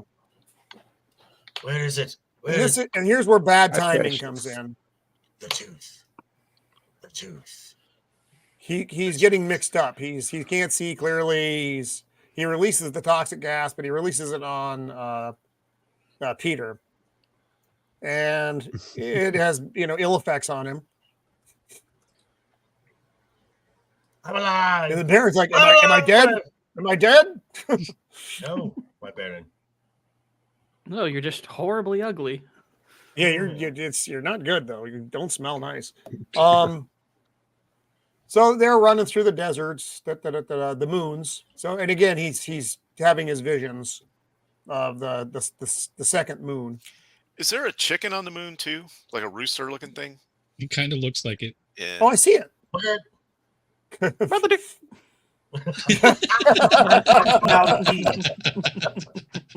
That's a Maldive. The what do you call the mouse in the second moon? Muad'Dib. Right, Muad'Dib. Yeah. Muad'Dib. And they basically the sounds guild like Mother shows Dick. up and they're like, "Hey, you just fucking kill Paul for fuck's sake. Fucking do your fucking job, dude." Yeah, or And you then live it's out like, your life in a pain amplifier, which I don't even have to know what that is to know that it sounds not good. Very bad. Well, It sounds awful. the Baron doesn't believe they're dead because he didn't see the bodies, but he doesn't think they'll come back to haunt him the way they did. Right. Here we got visions, and Paul. Yui left the ring for Paul. Spice. It's in everything. The breadsticks. The breadsticks. I'm telling y'all, this is Spice World. Hey, nothing wrong with Spice. Spice, World. That's spice. a fine film. That's a fine film. I'll tell you what I want, what I really, really want. Yes. I'll tell you what I want. What I really, really want. So What I they got to run. really want. So this is the idea of the thumper is pretty People of the interesting. world. So basically, it's like it calls the worms. Yeah. Pretty cool. It's And a he's Those are steady planting one so beat. they can run to this big fucking Yep. rock formation because they're in danger where they are. Well, they have Alright. to step in time with the thumper, right, to match the vibrations. No. Well, Is that- Oh, did I actually, get no, that they- right? it- That, They have to no, walk. they have to walk. Go ahead, Oh, you Matt. want to say something? Yeah. I was say so. They have to walk in a way that doesn't create sounds on the sand that would not naturally be there.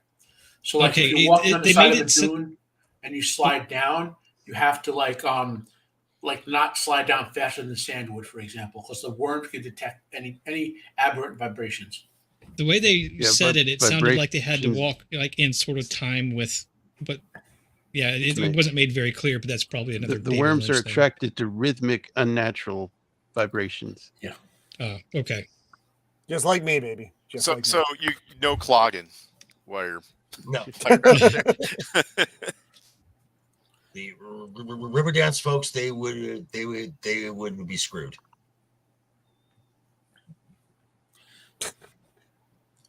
I Hey, like the look popcorn. of the I worm suddenly in want this. I popcorn. think the effect for the worm is pretty solid. The close up good stuff of the design. worm. so these worms or the new worms? New Worm's oh, way we- better, but Yeah, I think the new ones are better. But New given This ones, looks yeah. pretty when good this was still. made, I think this does Yeah, it's look good. good. It's For- good. It certainly looks time, better it than looks the pretty- fucking. All Yeah. three of the movies have good worms, so to speak. We got worms. I That got sounds worms. wrong. I got worms. Dumb and Dumber. Worms. Dumb and Dumber.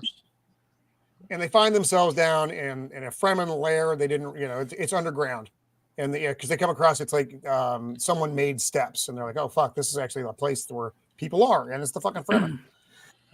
Things move really quickly here. Yeah, too And quickly. I'm gonna lob out a criticism now. Paul's journey from this point forward, everything really seems very handed to him. There's not a lot of challenge in Paul's life. At least it doesn't feel that way in the movie. It's just like, oh, hey, you're one of us now. We'll call you Usul, Wadib, da da da da da. And everything just boom, it's done. And he doesn't.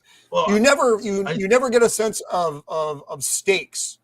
At least I didn't with Paul. It always just seemed like in okay, the book, it's going to work. there's a lot of strife when this happens. Yeah. He has to do a lot of fighting. Right. Well, in the new one, you get that. In this one, you don't. Oh, even in the book, even more fighting. Yeah. Maybe this is a case of, all right, it's really hot, and we got a day left to shoot. So this we got a right day now left to shoot. So let's just speed this up. Like what you see right now is the actual Weirding Way, which never shows up again in the movie. Yeah, she's doing that I Bene was a little Gesserit shit. confused So when they don't know she's a Bene Gesserit either. Well, they do now, but they didn't before. As soon as she manhandles him, he knows. Yeah, I was kind of confused when he said something about teaches this Weirding Way, and then he's like, "Yeah, we'll do that. Here's these voice guns." Like, that's not what she has. Voice guns. Yeah, because they left. Now, Yui destroyed all the Weirding modules, but he left the plan so they could build more. Yeah. All right. I don't know what the manufacturing capabilities are for the Fremen. Apparently, they're capable enough. They are a full high-tech society. They just keep it hidden. Gotcha. And here we meet Shawnee. What the fuck's her name? Shawnee. And this is Sean Young. Sean Young? Whom I love me some Sean Young. Oh yeah, Crazy. From what I understood, was she nuts back then though? Oh yeah, I think she was. In real life, she's A little kooky. Started to go kooky around Batman Returns when she auditioned in a cat suit. Oh, really? And she has these eyebrows are killer. Wow. I don't know. I mean, I might have, might have been able to look past that. No. And I think, this is where again things start moving really quick here. They want to give him, you pick out your fucking Fremen name. What is it? The mouse crater on the second moon. We call it Bloggy because he knew what his fucking name was going to be. Fine. But it just boom, boom, boom, boom. Oh, and then the water. They skip, so they show them carrying a body up some stairs, and then they just skip to this. And if you notice, Paul has a necklace with like a little pendant thing. In the extended version, they put the body in there of the guy he killed because the guy attacked him and he killed the dude, and so he gets his water. And this is like I don't think the water's actually in there, but it's like his chit, so that he can say, "Hey, I'm owed this much water off of this guy," and then they deposit it all in here. Well, sort of. Yeah. So these reservoirs are what Kind's father, Pardot Kind, when he became a holy man to them, and convinced him of his plan to transform Arrakis into a water world. He started them, and then Liet Kind continued this, and now he's dead. So Chinese job to oversee all this. Yeah, and they say they're wind traps, so they capture whatever moisture happened to be in the air, right, into them, well as they're dumping all the water off of dead people in there too, right? Yep. Yeah. Okay. Yeah. Tell me of your world, Usul. Yeah, what actually destroys the water on Arrakis is the worms. Yep. So it used to have water actually on it? the sand trap. Yes. Arrakis used to be an Earth-like world until the sandworms got there. Yeah, the larval forms suck up all the moisture. Because it's poisonous to them. We have a art request. If a art feature request, yes. I love it. Look, there are the dwarves milking. Oh, so the drawing. Oh, Wow. Yes. That is cool. Yeah, man. I love it. Nice. And that's one of the iconic images from Dune. Yeah, I went through the whole movie. I was trying to find a place that was. Oh, that's a great. I love that one. That was almost the poster that the thumbnail I was going to use for this. Rubayan here just picks up some random piece of flesh from something. Off a part of the fucking cow. It's like a tongue or something. Like these are like Harkonnen dwarves, like that David Lynch invented. Like what? I feel like I feel like it's a freaky Wizard of Oz place. You know what I mean? Like it's a. Those are monkeys. Yeah. He wanted to make this place as creepy as possible, and he did it. Yes, he did. Because they're all wearing like little like plastic. playing some weird Yeah. accordion. I thought just this scene fucking was kind of disgusting. comical, to be honest. The barricade. It's funny. There is an alternate version of this scene, which not everyone is aware of. Let's see, where is that? Fade.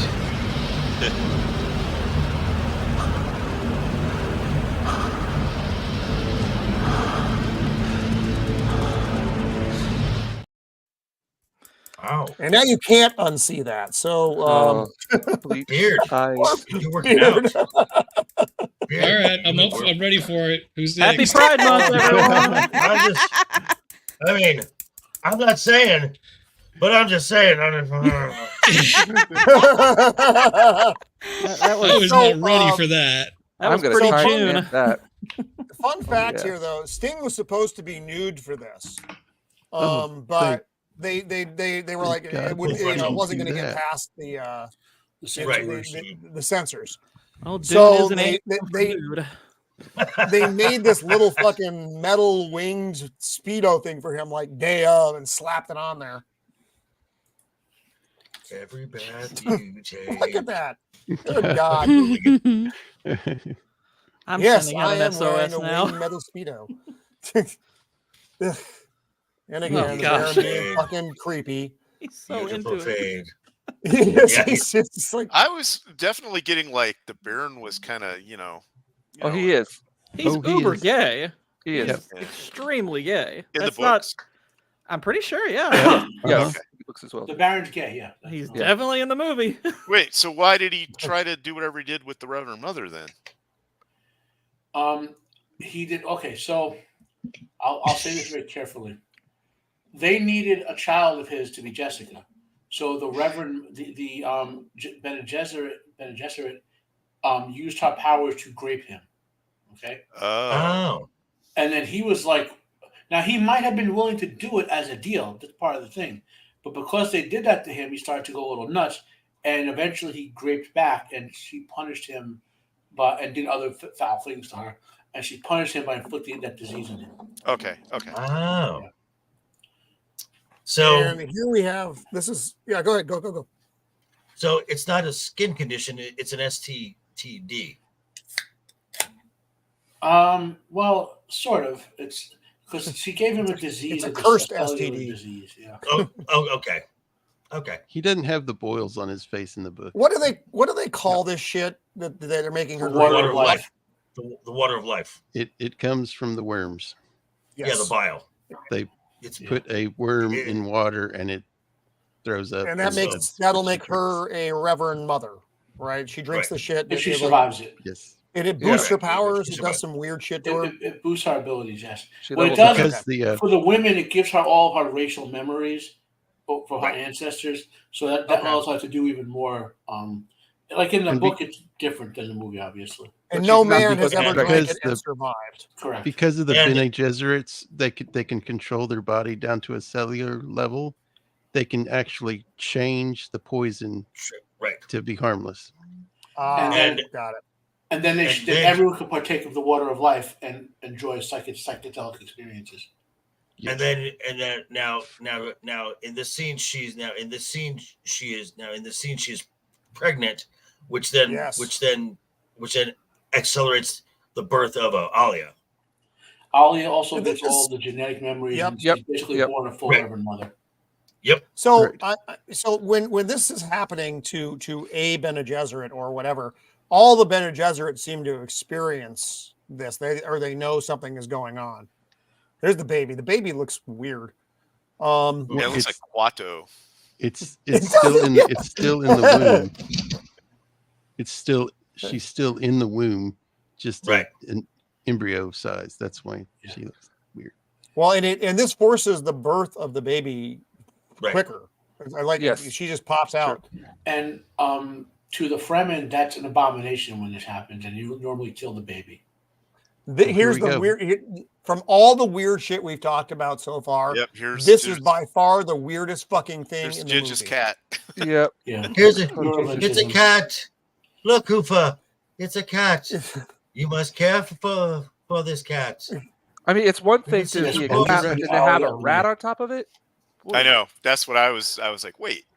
And it's got all these What? weird So wires that fuck? don't make any sense. Like somebody needs to get those wire bundles under control. And So they it's did sad. poison him in the book and only give him the antidote to keep him. You know. Right. Now, does everybody get a heart plug, or only Yes. just like certain people? Everyone No. in the movie, everyone does. Right. And Because the Baron is like, oh, don't be mad about your heart plug. Everyone here has one. Yes.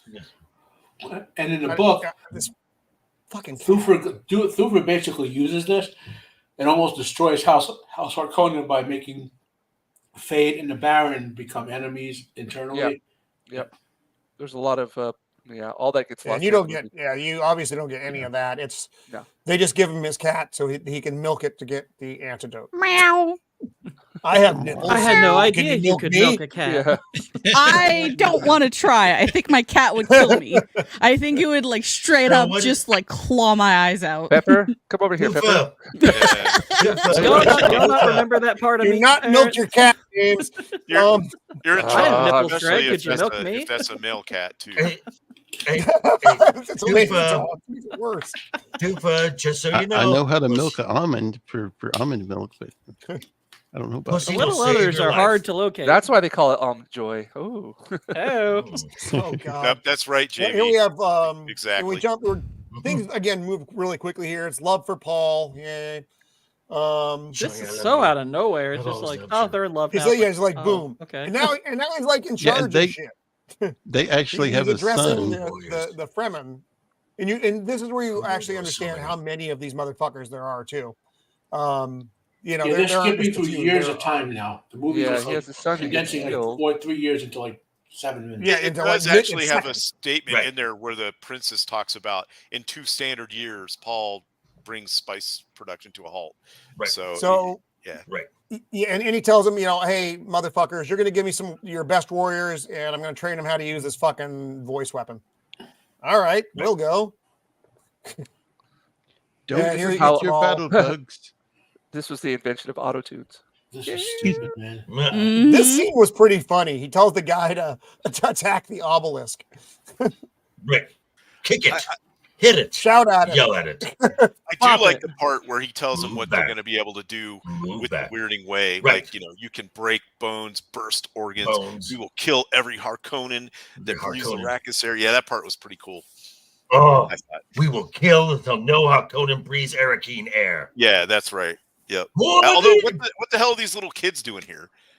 And James These are is not your best They're warriors. fighters. that Paul is responsible for now. Oh, but And they all he's start training them chanting his too? name. I mean, he's their guy. It's like a Fremen thing. When you kill someone and he has kids and a wife, It's a you have perfect to thing. kill You, him. don't, Oh, you can't shit. So understand. those are the kids of the guy you killed? Yes. And again, you don't get that. What do you- though. Oh, not at all. Those are just some like little kids that are there. I was like, why are they here? I think you have to watch like the 6-hour extended version to get any of that. My name is a killing word. They're ready. So now he's What got else to comes ride with the world? the.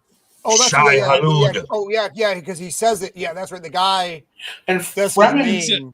Fremen are like taught from like being little kids to be warriors. There's in the book. There's like the Harkonnens complaining. We found like a siege, and the women and children were killing us. It's like Yeah.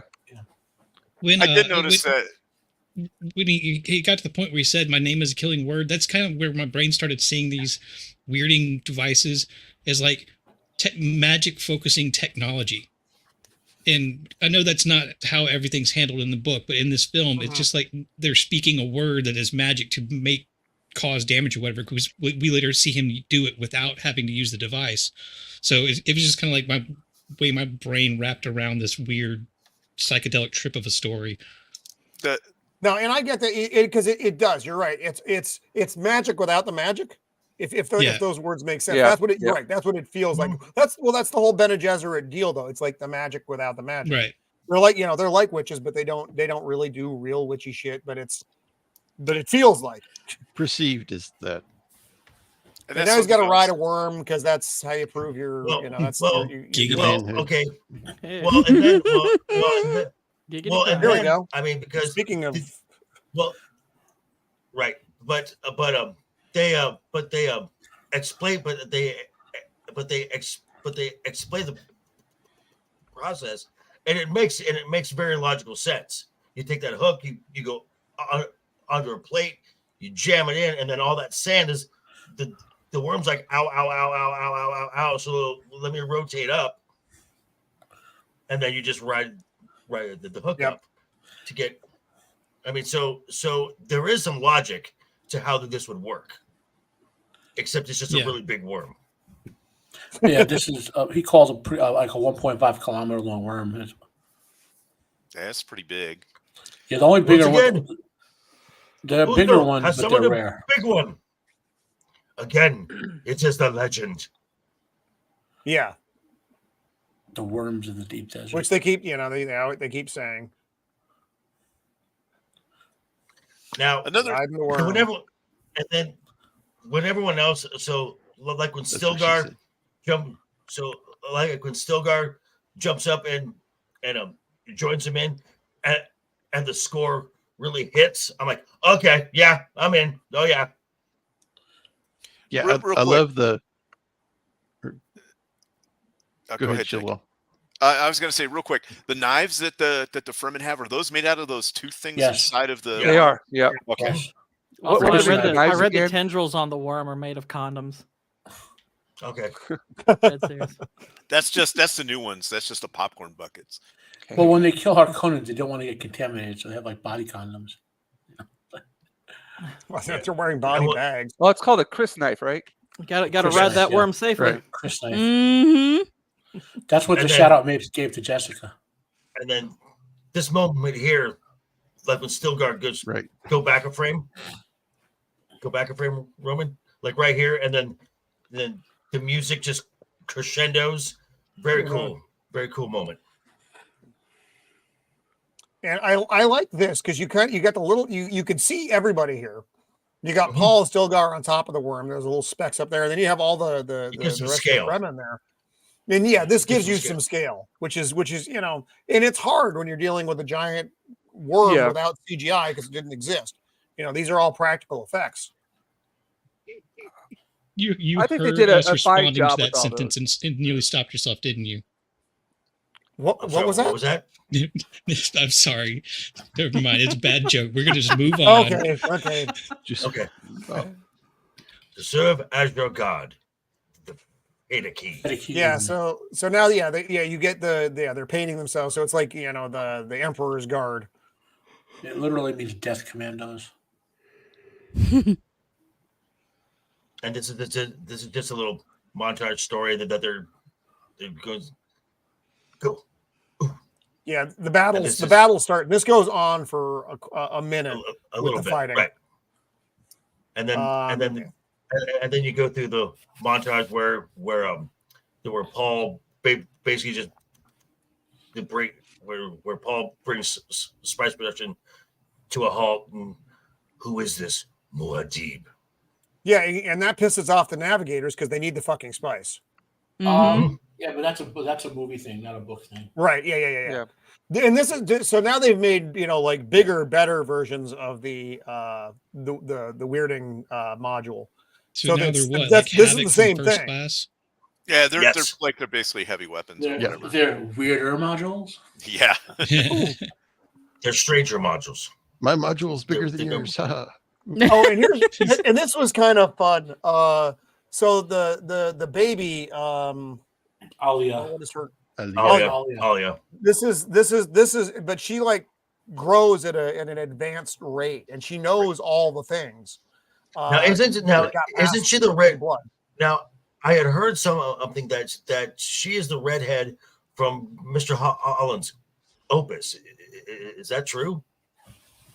Talking I about the don't little have an kid. answer to that. What? Yeah. But the when she It's Alicia Witt. Alicia Witt, isn't it? How dare Yes, you, Gord? How dare you? Yep, that's it. the red hair there is Yes, it is. significant though of her being a Harkonnen descendant. Right. She's Yep. basically Greta Thunberg. Gertie Hammond. Gourd. So these are smugglers that they run into, and who's with them though? It's Gurney. He didn't die. They're not just smugglers. Gurney has a team of Atreides Atreides survivors who are with the smugglers. I had this expression on my face through most of the movie. That's the Daryl Thor light expression. Paul. So they're all Young happy. pup. But no one here is happy. No. No. This is where he tells him he's going to live out his life in a paint amplifier if he doesn't get his shit together. Get your ass I down there, represented fucking kill him, an entire because they guild don't in know. this They family. don't know that Paul is Muad'Dib. They just know that this Muad'Dib is fucking up their shit. Yep. This is genocide. This is the systematic. he's getting his counseling session right here. Yes. Struggle And session. this is the same little fellow we saw earlier in the movie, but he's not looking good. He's developed some kind of skin condition. Yeah, he's got some new augments.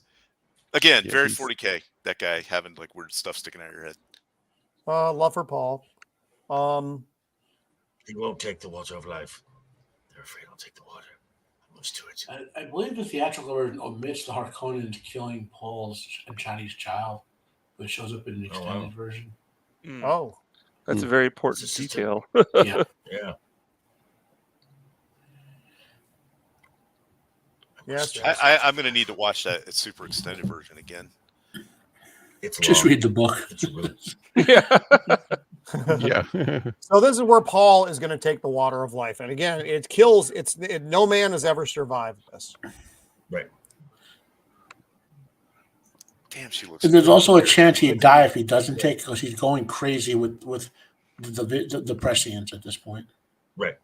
And I do like the way that they did this scene. So he's having all the visions. It looks like he's having a bad gas attack. This is where they don't look. This is where they cannot see. The spice is the worm. The worm is the Where spice. is the spice. And Einhorn is yeah. Finkel. And Finkel the that Finkel is the Finkel who the went there? Finkel the Who went Finkel. there? and that is them telling the movie audience that in the book they knew that since Pardock Kynes came to the planet. and all the worms show up, and they don't attack when this is happening. Yep. It's just an interesting They're- thing. So I have like a real singing. quick question about They're- the worms. they're Are they like- sentient? Like, how smart are they? Or are they like they're House not of the sentient. Dragons, which are dumb as They're rocks? not sentient. I'm trying to remember. He talks about it in God Emperor of Dune, because eventually Yeah. Paul's son becomes a sandworm. Yeah. That's so strange. Yeah, he evolved Yeah. into a sandworm. I don't even want to know. Yeah, That's fucking they're weird. linked to Even, the, they're even linked. by my They're standards. linked. I don't. How do you put it? It's been a year since I read it. They're linked to like the cycle of Arrakis and to this. There's a sort of like, I guess you would say, metaphysical Symbiotic. connection. It's Symbiotic. not based on like biology though. It's some sort of, Dune has this metaphysics with the prescience and the hereditary memory and all that stuff. So there's something with the worms linking them together into the planet cycle of Arrakis. Gotcha. Okay, but they're not like smart as humans or anything. They don't Just have an the- intelligence as smart as humans, but their neural capacity is more advanced than a human. Right. That's Okay. one of the reasons Leto evolves that way. Weird. And then Paul's- they Paul is again this happens. the water of life. And she's got that strange little voice. She's Like, I just think you peculiar. need a lozenge. Yeah, so among the Fremen at this point, there's a debate whether she's becoming an abomination or not. Because some of the Fremen want to kill her already, and some are. But the Fremen who are like killing Harkonnen love her because she leads them into battle and stuff, and she kills Harkonnen left and right. Mhm. So So this she's is like the a place mini they Joan of cannot Arc or look. something. This is where they dare not look. There's a place. Moving without Terrifying. traveling or traveling without moving or whatever Without moving. how the saying goes. He goes to the Now place I- that the navigators can go, Now I truly control the world and the spice. which seems The a bit much. spice. And I have the power to destroy the spice. He's like, "Am I right? Hey, that wasn't so bad. I don't know what all the fucking problem is." Father, the sleeper Sleeper has has awakened. awakened. Fucking- Yeah, that was because that's we go back to that scene between Paul and his father, and he's like, the sleeper must awaken, Paul. Yeah. And he's like, all right, I'm proud of you. I want you to be proud of me. Oh, I am proud of you. Are you proud of me? Please stop talking. Arrakis. So now he's doing his desert planet. Your time has come. A storm is coming. Our storm. Oh, great scene. Great scene. It is. It's like the Braveheart scene. Yeah, plus where it's kind of getting the troops all excited and ready to go. And this is how you know it's the Emperor's ship, because it's gold. Oh, Emperor, and I look at all those you. highliner tubes or whatever. It's like they're bringing like everything they got. Yeah. The entire Imperial Accord is going to Arrakis. Long live the fighters! You know, that's that. You know, another thing I like about this is that the Fremen suits, they obviously have a girl version of the suit, so it, you know, because they got the boobs. So it's but they accommodate. It's nice. There were four right, things. and the war bands have women in it, little kids apparently. But there are women who fight, but once they become mothers, they tend to become defenders of the home. Right. And when they said before, Zohar mentioned in passing to Paul, not all the Sayadina, who are the holy women, like Shani is a holy woman, are among the leadership. You know, so there are a lot of holy women who are potential Reverend Mother candidates who are among the leadership. Oh no, Jinja, your camera's dead. Bummer. That sucks. What? Yeah, it just died. I understand what's about to happen. What the fuck? And in honor of Shieldwall, of course, that giant mountain range surrounding the main city is called the Shieldwall. It's a gigantic mountain range that the worms can't get through. We're gonna blow it with atomics. Yes. And again, it's the Emperor because it's gold. Yeah, it was a little pre Stargate. And here you see, and this is the shield wall they're talking about. Right. And it looks, the look of it is beautiful. It even blocks out the weather of the deep desert, like all the sandstorms and stuff. Usul, we have Wormside, the likes of which God has never seen. That's a great line. It is. Yeah, because he asked him, do we have Wormside? Because they planted all those thumpers. They planted thumpers like, it was cool. Because they want, and this is a great, I love that this is a really well done. The visual of this is so good. The visual of this is so good. Evan McGill has a really deep voice for delivering certain lines, Yes. He's got to put Stilgar. So they're using the worms as a weapon, as transportation and as a weapon. The tanks, basically. Bring in that floating fat man, the Baron. Look, the opulence of the Emperor's ship. Everything is gold. You fat fuck. Somebody should be behind him with a mop. And here's Raban's head. I thought this was pretty cool. Oh, wow. It's like you put there's another random dwarf. Yeah, exactly. I don't know what he's doing over there. Like just a random lynch dwarf. Well, Oh, yeah, there he is. Yeah. He's gold. Yeah. He's wearing gold too. Evidence. I It's never an Oompa Loompa. No. But your lack of and then they bring in Ali. Yep, a little monkey child. Just mind is just doing a mind fuck on the Reverend. My brother is coming. Oh, your camera's back up, James. Cool. Yeah, it's working. And this is where they figure out that Paul is Muad'Dib. They learn this from the midget. Paul Muad'Dib. Tell them My brother is who I here really now. am. Alia, So daughter fun. of the Lady Jessica and Duke Leto the Just, sister to Paul Muad'Dib. Paul is Muad'Dib. Paul is Muad'Ib. Oh, we fucked You've up all so stolen my bad. childhood. How dare you? I just imagine as the Emperor. And they're all looking at him Where's my like, ice you done fucked up. You done fucked up. Yeah, you were weird. God damn it. Atomics. Oh, this is funny though. They put on their little radiation suits.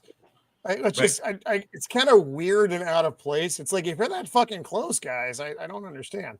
So they blow the fucking shield wall out, and that's where the reservoir was. I don't. It's funny thing is I don't really remember the music in the new one.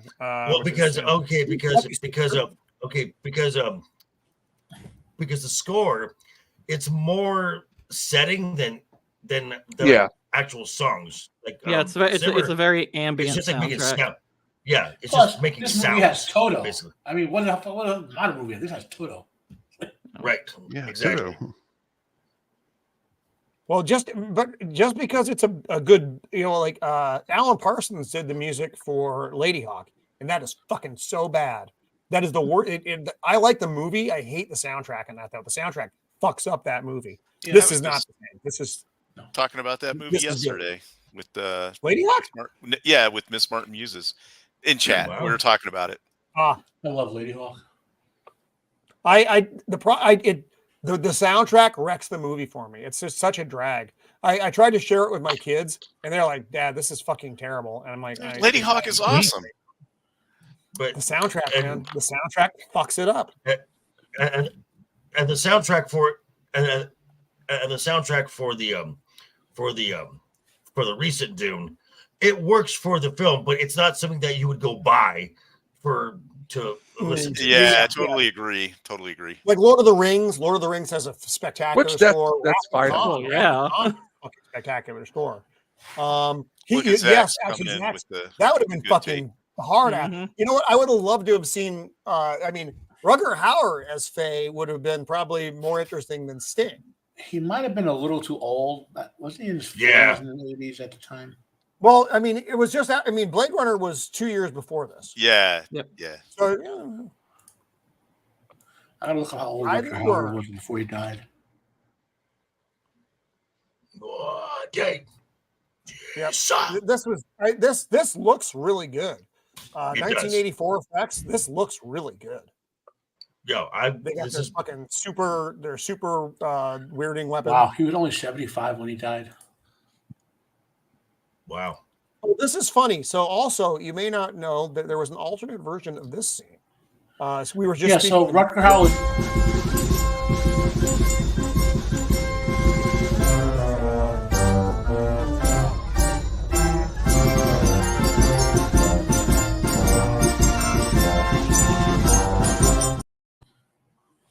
That was very Spaceballs. Love it. Love it. Thank you for putting those together. That was awesome. It's pretty great. I like how they zoom in, you can just see it's like lines, and then they actually zoom in and show you what he's seeing. Why they're spinning like that on the thing doesn't make any sense to me. But it's a little bizarre. In fact, the fact that the Emperor himself is involved in this is a little bizarre. Yeah, and also if you go back just one real quick, there's only one bank of maybe it's four. There's only one bank of guns. Why are there no guns on the side? On the other side, so it's only on one side. So I don't think these are having any impact on the worms at all. At least it doesn't appear that way in this. They're still bouncing off. They do get that one. If they could burn it up a little bit, but.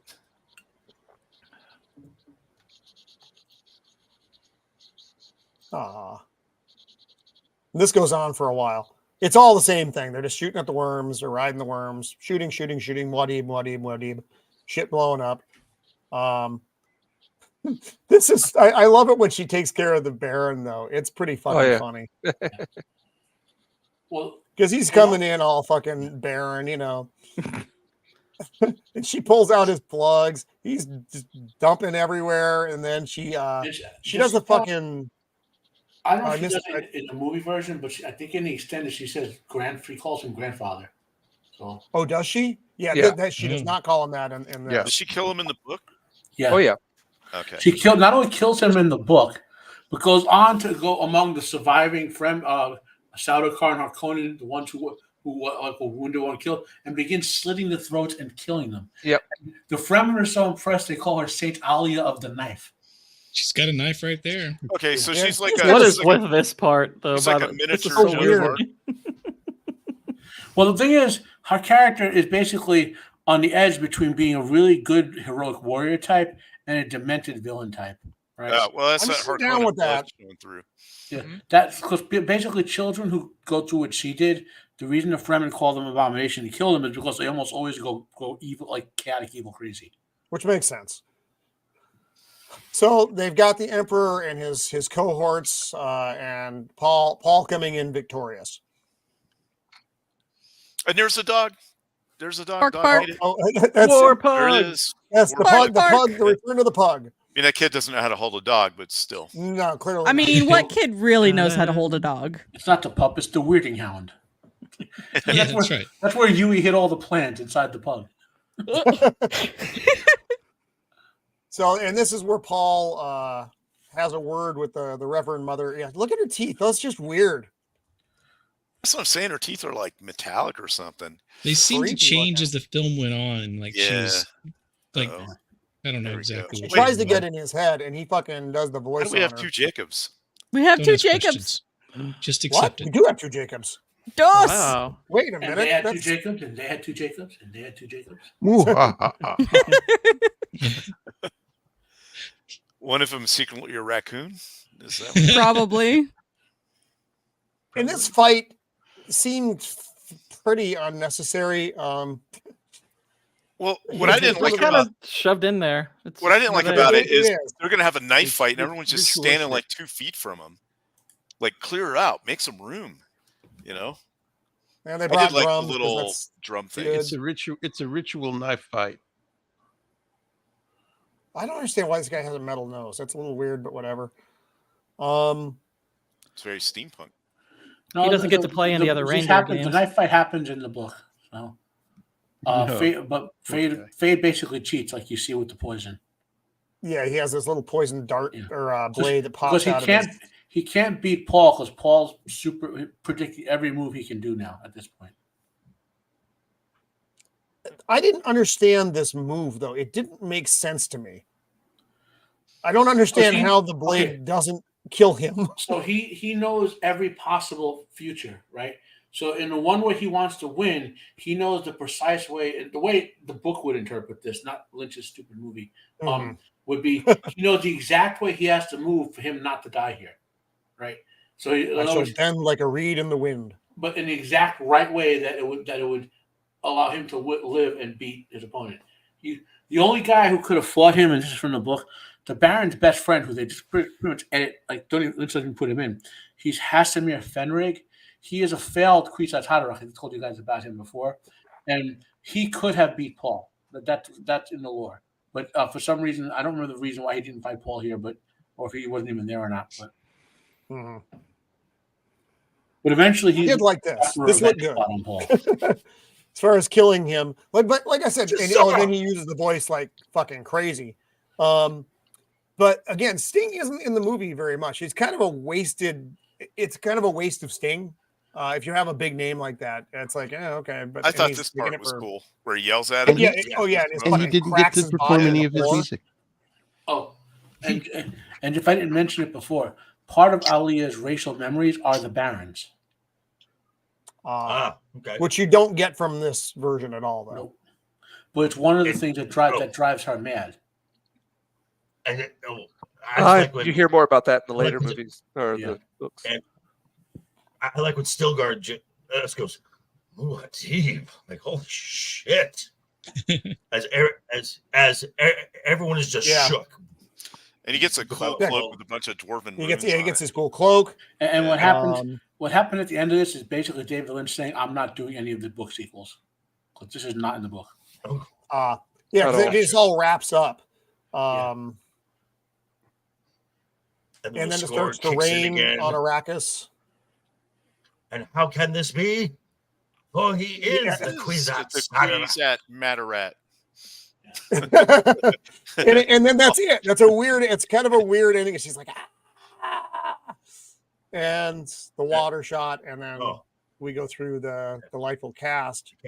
Soap opera ending here. It was. Yeah, exactly. I mean, it is, but I kinda also what- kind of appreciate it because some of these folks have their names said once, and then they just never go back to it again. Yep. Because So- I mean, as most people would talk, we're familiar with each other, and if I would just address you, I won't say if we were face to face, Joker, and then start my sentence. You I'd would just if you start were talking. in a Japanese anime. That's true. Yeah. So in the book, what happens is they come to a political term where he marries Princess Irulan, but he tells her, "You're going to be celibate. I'm never touching you. I love Chani. She'll bear my children. You'll just be my political wife." Irulan eventually falls in love with him. She becomes loyal to him. Just gets all involved in future plots. You know. Oops! What the fuck am I doing up there? I don't want to see me. So she Wow. never bears any children. Wait, where did James go? He never touches Princess Irulan. What the He's fuck loyal to happened? Chani. Raccoons went into the Japanese. I Japanese lost James. things, they're James, they're come different. back. That was weird. I somehow I was on. I pressed James thing and then I yeeted him out. He's gone. Hopefully he comes back. I want to see his picture, his completed picture. I was trying to blow it up so we could see that. Well, balls, James, if you're watching, please come back. So yeah, that's it. So yeah, What? that's the film. That's Dune. There Here we he go. is. Here he is. Here he is. So for those who are curious about where the story goes, to keep it simple, if you read Dune and Dune Messiah, that's all you ever. That's almost a self-contained story. There's open-ended stuff to that, but the Villeneuve said he's not planning anything after that because he sees the completed story that's Dune and Dune Messiah. Yeah, I don't think it needs another movie or anything. No, this is good. Well, you need Dune that Messiah. is fantastic again. Like Thank Dune you is for sharing that. ends kind of open-ended, so you need Dune Messiah to know what happens, right? But to close it off. Yeah. And is he slated for Messiah as well? Yes, he said Yes. he's doing He is. Dune. Okay. That's great. And news. I enjoyed the first. I enjoyed his first take on it, and I'm looking forward to the second one. I'm glad they didn't. What I like about this version, and I think we all have a similar thoughts on it, except for maybe Gourd. I like the costumes. I like the sets. I like the visuals of this an awful lot. Yeah, I like the score color. is Yeah, very yeah. good. Score. Yeah. And actually, the actors, Kyle MacLachlan's fine. He's a little stiff. He's fine. This is his first ever role, so I'm not too worried about that. You know. Well, yeah, but it's at the time this movie was a big fucking deal. I mean, it didn't make any fucking money, but it was a big deal. But David Lynch wanted to, it's David Lynch. He's going to do what he's going to do. Right. What I didn't like though, I didn't like how compressed the movie felt, because you feel, I mean, in the theatrical release, you feel that you're missing out on an awful lot of stuff because you are. It's like I airbrushed. said, as soon as Paul and Jessica hit the when they're with the Fremen, the movie goes at like 100 miles an hour, and you're like, what the fuck? And then the montage of battle scenes, it's like an extended an extended A-team scene is what it feels like. And then the Emperor shows up, and then the movie's over. It's like, wow, that was like. But I didn't like I said, I feel like you lose out on Paul's journey. It just doesn't feel like he really has to earn anything in this version of it. It all just seems to come to him. Happen. And I know it's a messianic story. I get that. He's, that's the way it's, but you never felt like he really had to struggle with stuff. It was just like, oh, here you go. Yeah, there you go. Boom, boom, boom. And now here's your cape. And that was it. Hi, Jinja. Hey. Yeah, well, they like Paul's struggle in the book is the jihad is inevitable, right? That destroys human civilization, and he's trying to figure a way out of that scenario that doesn't destroy humanity. Yep. And he kind of does. Spoilers, he does, but he doesn't solve the problem. But he does stop the jihad. He basically takes over the jihad, basically with the Fremen, and keeps it from being too destructive, and then contains it because the Fremen are like ticked off about everything right now. They want to again. Well, And, in the newer one, what I do like, and I know I try not to do too much comparison, but you really do feel that House Harkonnen had their foot on the fucking Fremen. In this, you almost feel like the Fremen weren't around very much during the Harkonnen years. They obviously were, but you don't really get a feel for that. Because when House Atreides shows up, they want to show the Fremen how fucking different they are from the Harkonnens. We are not them. And that's that scene with the Duke and the Doctor Max von Sydow Kynes. When he saves that team on the Harvester. That's why that was so important, because he really did show, down like the spice. Yeah. Right. And that I like for its faults, which are many, I still enjoy the movie. I love this film. We do need to wrap up because I'm coming up against my hard timeline here at the House of the Empire. So let's go around. I do want to say thank you so much to the two Jacobs. We only have one Jacob. We're back to one Jacob. So I want to thank you to our panel and to everyone in the chat. The chat, there was just so much going on in the chat tonight. Lots of good information, lots of good humor as always. So thank you for participating, my good friends out there in the chat. So let's go around quickly because I'm already going to go over and I don't want to get in too much trouble. So Shieldwall, what do you got? Roman, 1 second. Zach? Oh, yeah. Go to hell, Zach. Just burn in hell. Wait, what did you? Why? Why is Zach burning in hell? What did Zach say? Right. That's the bastard who destroyed the Wheel of Prime. Oh, okay. I don't watch that, so it's an obscure reference for me. So I'm sorry. You're not missing anything. Rafe looks like he could be a Harkonnen. Oh, he's there a ginger. Things. No, Nos. No. So much no. Shieldwall, what do you got coming up, buddy? So next Tuesday, I'm going to be on with Jacob Ironside. I can't remember what movie we're doing. It's a good one, though. Mohawk, something. What's it? Yeah. Something like that. It's going to be a good one. Sorry, I'm really bad at this. I should have my stuff together. But anyway, thanks for having me on. I like this movie. I liked it the first time I saw it. I like it. I'm going to get a lot of heat for this, but I actually like it better than the newer one. Wow. Not by much, but just a little. There's certain things that I like about it in there. Well. I'm not saying the new one's bad. I just like this one better. Now, when I see the second one and I watch them together, then maybe as a whole, the whole thing will be better than this one. So I'm actually looking forward to doing that too because I want to watch them back to back. And I know it's going to be it's going to be a right. Yeah. Exactly. I want to watch them back to back. Yes, the whole thing together spliced. But anyway, thanks for having me on. Thanks to the chat. It's been pretty funny tonight, and thanks to Vex for being on the show, and Jinja, you knocked it out of the park with that again. Your art again. It's always awesome.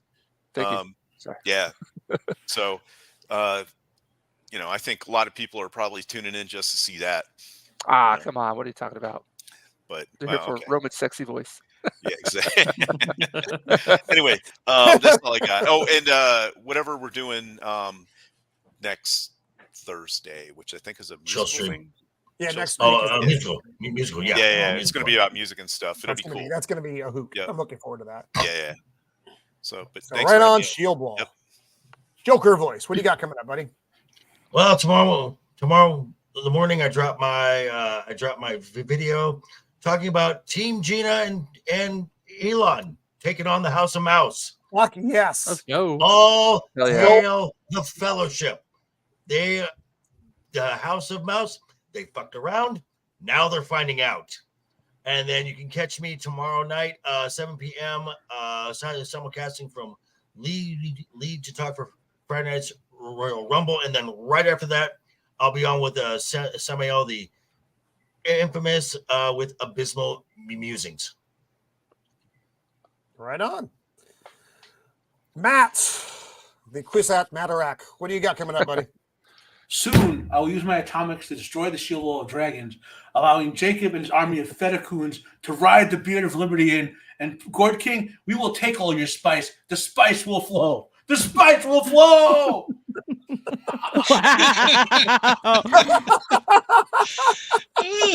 Well done. Well done. Wow. Sorry. That was still good. It was solid. Okay. Okay. And how does he do this? Breathe. Because he is the Cuisance Batterac. Okay. So I have my reviews of my episode 3 review of Masters of the Air was up yesterday or the day before. Oh, yeah, that's on tonight. Isn't it? I saw that. Yep. That was a good I got one. episode Matt. 4 is on tonight. I'm excited. Yep. We got to get together and talk about that, guys. Those of us who Yes. know about it. Yeah. That's actually a show worth watching. Yeah. Which is not like most of the shows. Yeah. I'll have another episode of Sharp up this weekend. I think finally I'll be back to it. My Friday Fandemonium tomorrow. I will, aside from talking about the usual comics and hobbies and whatever, and some sciencey stuff, I'll be talking about more Star Trek fan films. I just rewatched more of Star Trek: The New Voyages or whatever. Another good Star Trek fan series from a few years ago, which again is better than anything Paramount has produced or in the last 25 years. So, it's just kind of sad. So, Jacob, I'll get back to you, Jacob, on what I can do with you this month. You have some different choices in in your calendar. Roman, we got the music show next week. Is there anything else? I think that's it. Yeah.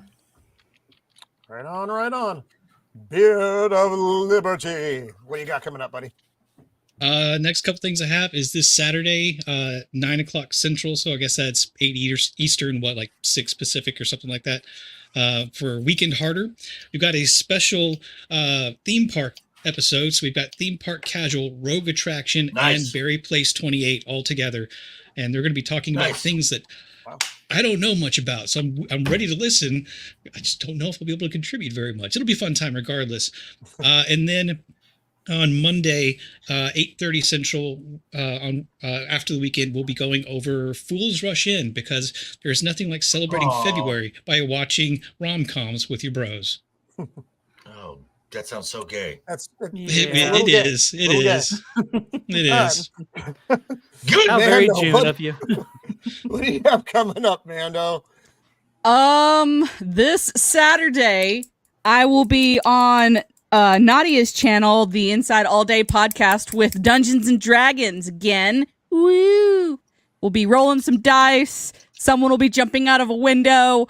Who knows what all else shenanigans we're going to be getting into. And then I will probably be back here Thursday. Yeah, I'm back here Thursday. And all random stuff is in between. Got it. Random. Nice. My life is random. Not a Trifid, the Gourd King. What do you have coming up, my friend? Well, first off, I wanted to say, actually, your rundown of what Dune is as far as the technical stuff and the musical score being great, I actually agreed with all of that. It's just the story and storytelling, the exposition, and the inner monologuing ruined the movie for me. I can see it. I get it. it. Yeah. I mean, I do get why people like this. It's just I had a much different reaction to it. But anyway, Tuesday at 9 p.m. Eastern Time, myself, Hostman of the Hostman's Lounge, and Vex Electronica will be on my channel talking The Silence of the Lambs. And that's going to be a lot of fun. I'm going to be on Northern English Bastards channel Thursday of next week. We're going to be talking Blade Runner. So that is what I've got coming soon. Yeah, Blade Runner is one of my top 3 favorite films ever. My top 2. It's Blade Runner and The Thing, and they're constantly changing. Oh, those are good choices. Those are my top 2 films. Amadeus is in stone as my number 1, but yeah, Blade Runner and The Fugitive actually are my 2 and 3 that I go back and forth on. Oh, The Fugitive is really good. I don't think about that movie enough, and I should. I love that movie. One-armed man. Jacob Ironside. I think Jacob's having some internet issues. Problems. Yeah. So he's here, be but he's better busy now. strangling. It It's seems to better be better now. now. Good. Oh, all right. What do you got coming up, buddy? Never mind. Raccoons. What the fuck does that mean, Jacob? He's I don't got- understand. The raccoons. It's the never raccoons. mind. Fuck it. I mean, He's I'm just got gonna I'm just gonna throw it out there for him. His next show on his Tuesday show will be Drums Along the Mohawk from 1939. Oh, that's it. Yes, Okay. that's the one. Something, And something I Mohawk. will be there for Drums that one, along the Mohawk. along with Jacob Ironside, and I can't remember who else is supposed to be there. But it'll be some cool Jacob's people. and classic it'll be a movie great shows movie. are Yep. always worth watching. So Definitely. tune in Definitely. there. It's And like going the to film artist- school. Oh fuck! Jacob just fucking. Oh, there we are. Yes. Okay. James, the Jinja Ninja. Thank you again for sharing your art with us. Throw that thing up there one more time as well, if you or if it's gonna There fuck you up go. your stuff. Oh, Okay, no, that's let me fine. blow you up. There you go. What else do you have? Do you have anything coming up, James? Actually, the 20th of this February, Mr. Jacob Ironside there has been gracious enough to have asked me on his show, so I'll be making an appearance on there. As far as anything else goes, I'm just still trying to get my commissions finished for Tokyo Comic Con. It's just taking forever. Thank you. You know, it's a good problem to have, but I'll just be working on those, posting things like that, and then getting ready for Osaka Comic Con coming up in May. So trying to get Right some on. new Lord of the Rings stuff for that, because I've just been dying to get back into that kind of genre again. And yeah, other than that, Your that's about it. Boromir picture is still one of the. It's such a highlight. I love that Thank you. picture. It was- Everybody, I don't know if that's the. I mean, I think that's one of the first that I saw of Yeah. your work, and that really made a fucking impression. It's absolutely I stellar. appreciate it. I will Yeah, say I that really want to Cool. Okay, every drawing you've done on this show live has just been out of the park. Every Nah, one. Yeah, it's a banger. I Yep. told Every time. I say this all the time, but like just being on here, listening to you guys talk. I mean, I'm pretty quiet myself. I'll give a little quip every once in a while, but just listen to you guys drop the knowledge and then having a good time. Even movies that everybody doesn't really like aren't all on board on. Like with me, as far as this one goes, I'm like not a huge fan of it, but just us being able to talk about it and I still appreciate the Dune franchise as it is. It's just that that kind of the banter is really inspirational for doing this kind of artwork. So again, it's all you guys. So Jinja, are you Uh-huh. on next? Are you on next week for the music themed? Because I think that could turn out an amazing piece of art. No, Well- unfortunately we're full up on the Oh. music stream. I know. Hey, If anybody Ginger. drops off, Alright. which does happen, I can hit Hey, you up if you're Hey, Ginger, you should do a amenable. David Hey, Lynch Brent. adaptation of your picture and just put a bunch of random dwarfs on it. Or some wires everywhere, some wires Yeah. and stuff. Yeah. Yeah. Okay, well, Thanks I'm again, gonna Rob. get and thank you. By the So way- I'm gonna take a beating here. Watch other stuff David Lynch does. He puts random dwarfs Oh. everywhere. What the fuck is wrong? Remember with the you? end of answer Twin is Peaks when a he lot. got to the Black Lodge? There was like a dwarf in there. There's fucking dwarves all over Twin Yeah. Peaks. It's just bizarre. So thank you everyone for hanging out with us. Next week at again Thursday at 5 Pacific Standard, as we always are on. We are Proper doing time. our favorite 80s band. And this isn't like a ranking of the best 80s band. These are our favorite bands. So you're gonna get some shit and hopefully some shit you don't know. And not too obscure, but there's gonna be some different stuff in there. So and I love talking music. It's one of those things that I can talk about for fucking ever. So it should be a fun stream. Dempsey's going to be with us. Nice. Maybe that 70s rock fan. He was having some scheduling stuff. I don't know Ooh, if he's able to make yeah. it or not. I'm trying. So, and my mind is a blank because I'm Well, old and I forget things. Well, I was going to say it helps that some of us were actually alive in the 80s. Yeah. yes, that's also true. So again, thank you to the panel. Thank you so much to the chat. And until next time, The spice will flow. But yeah. Toodles!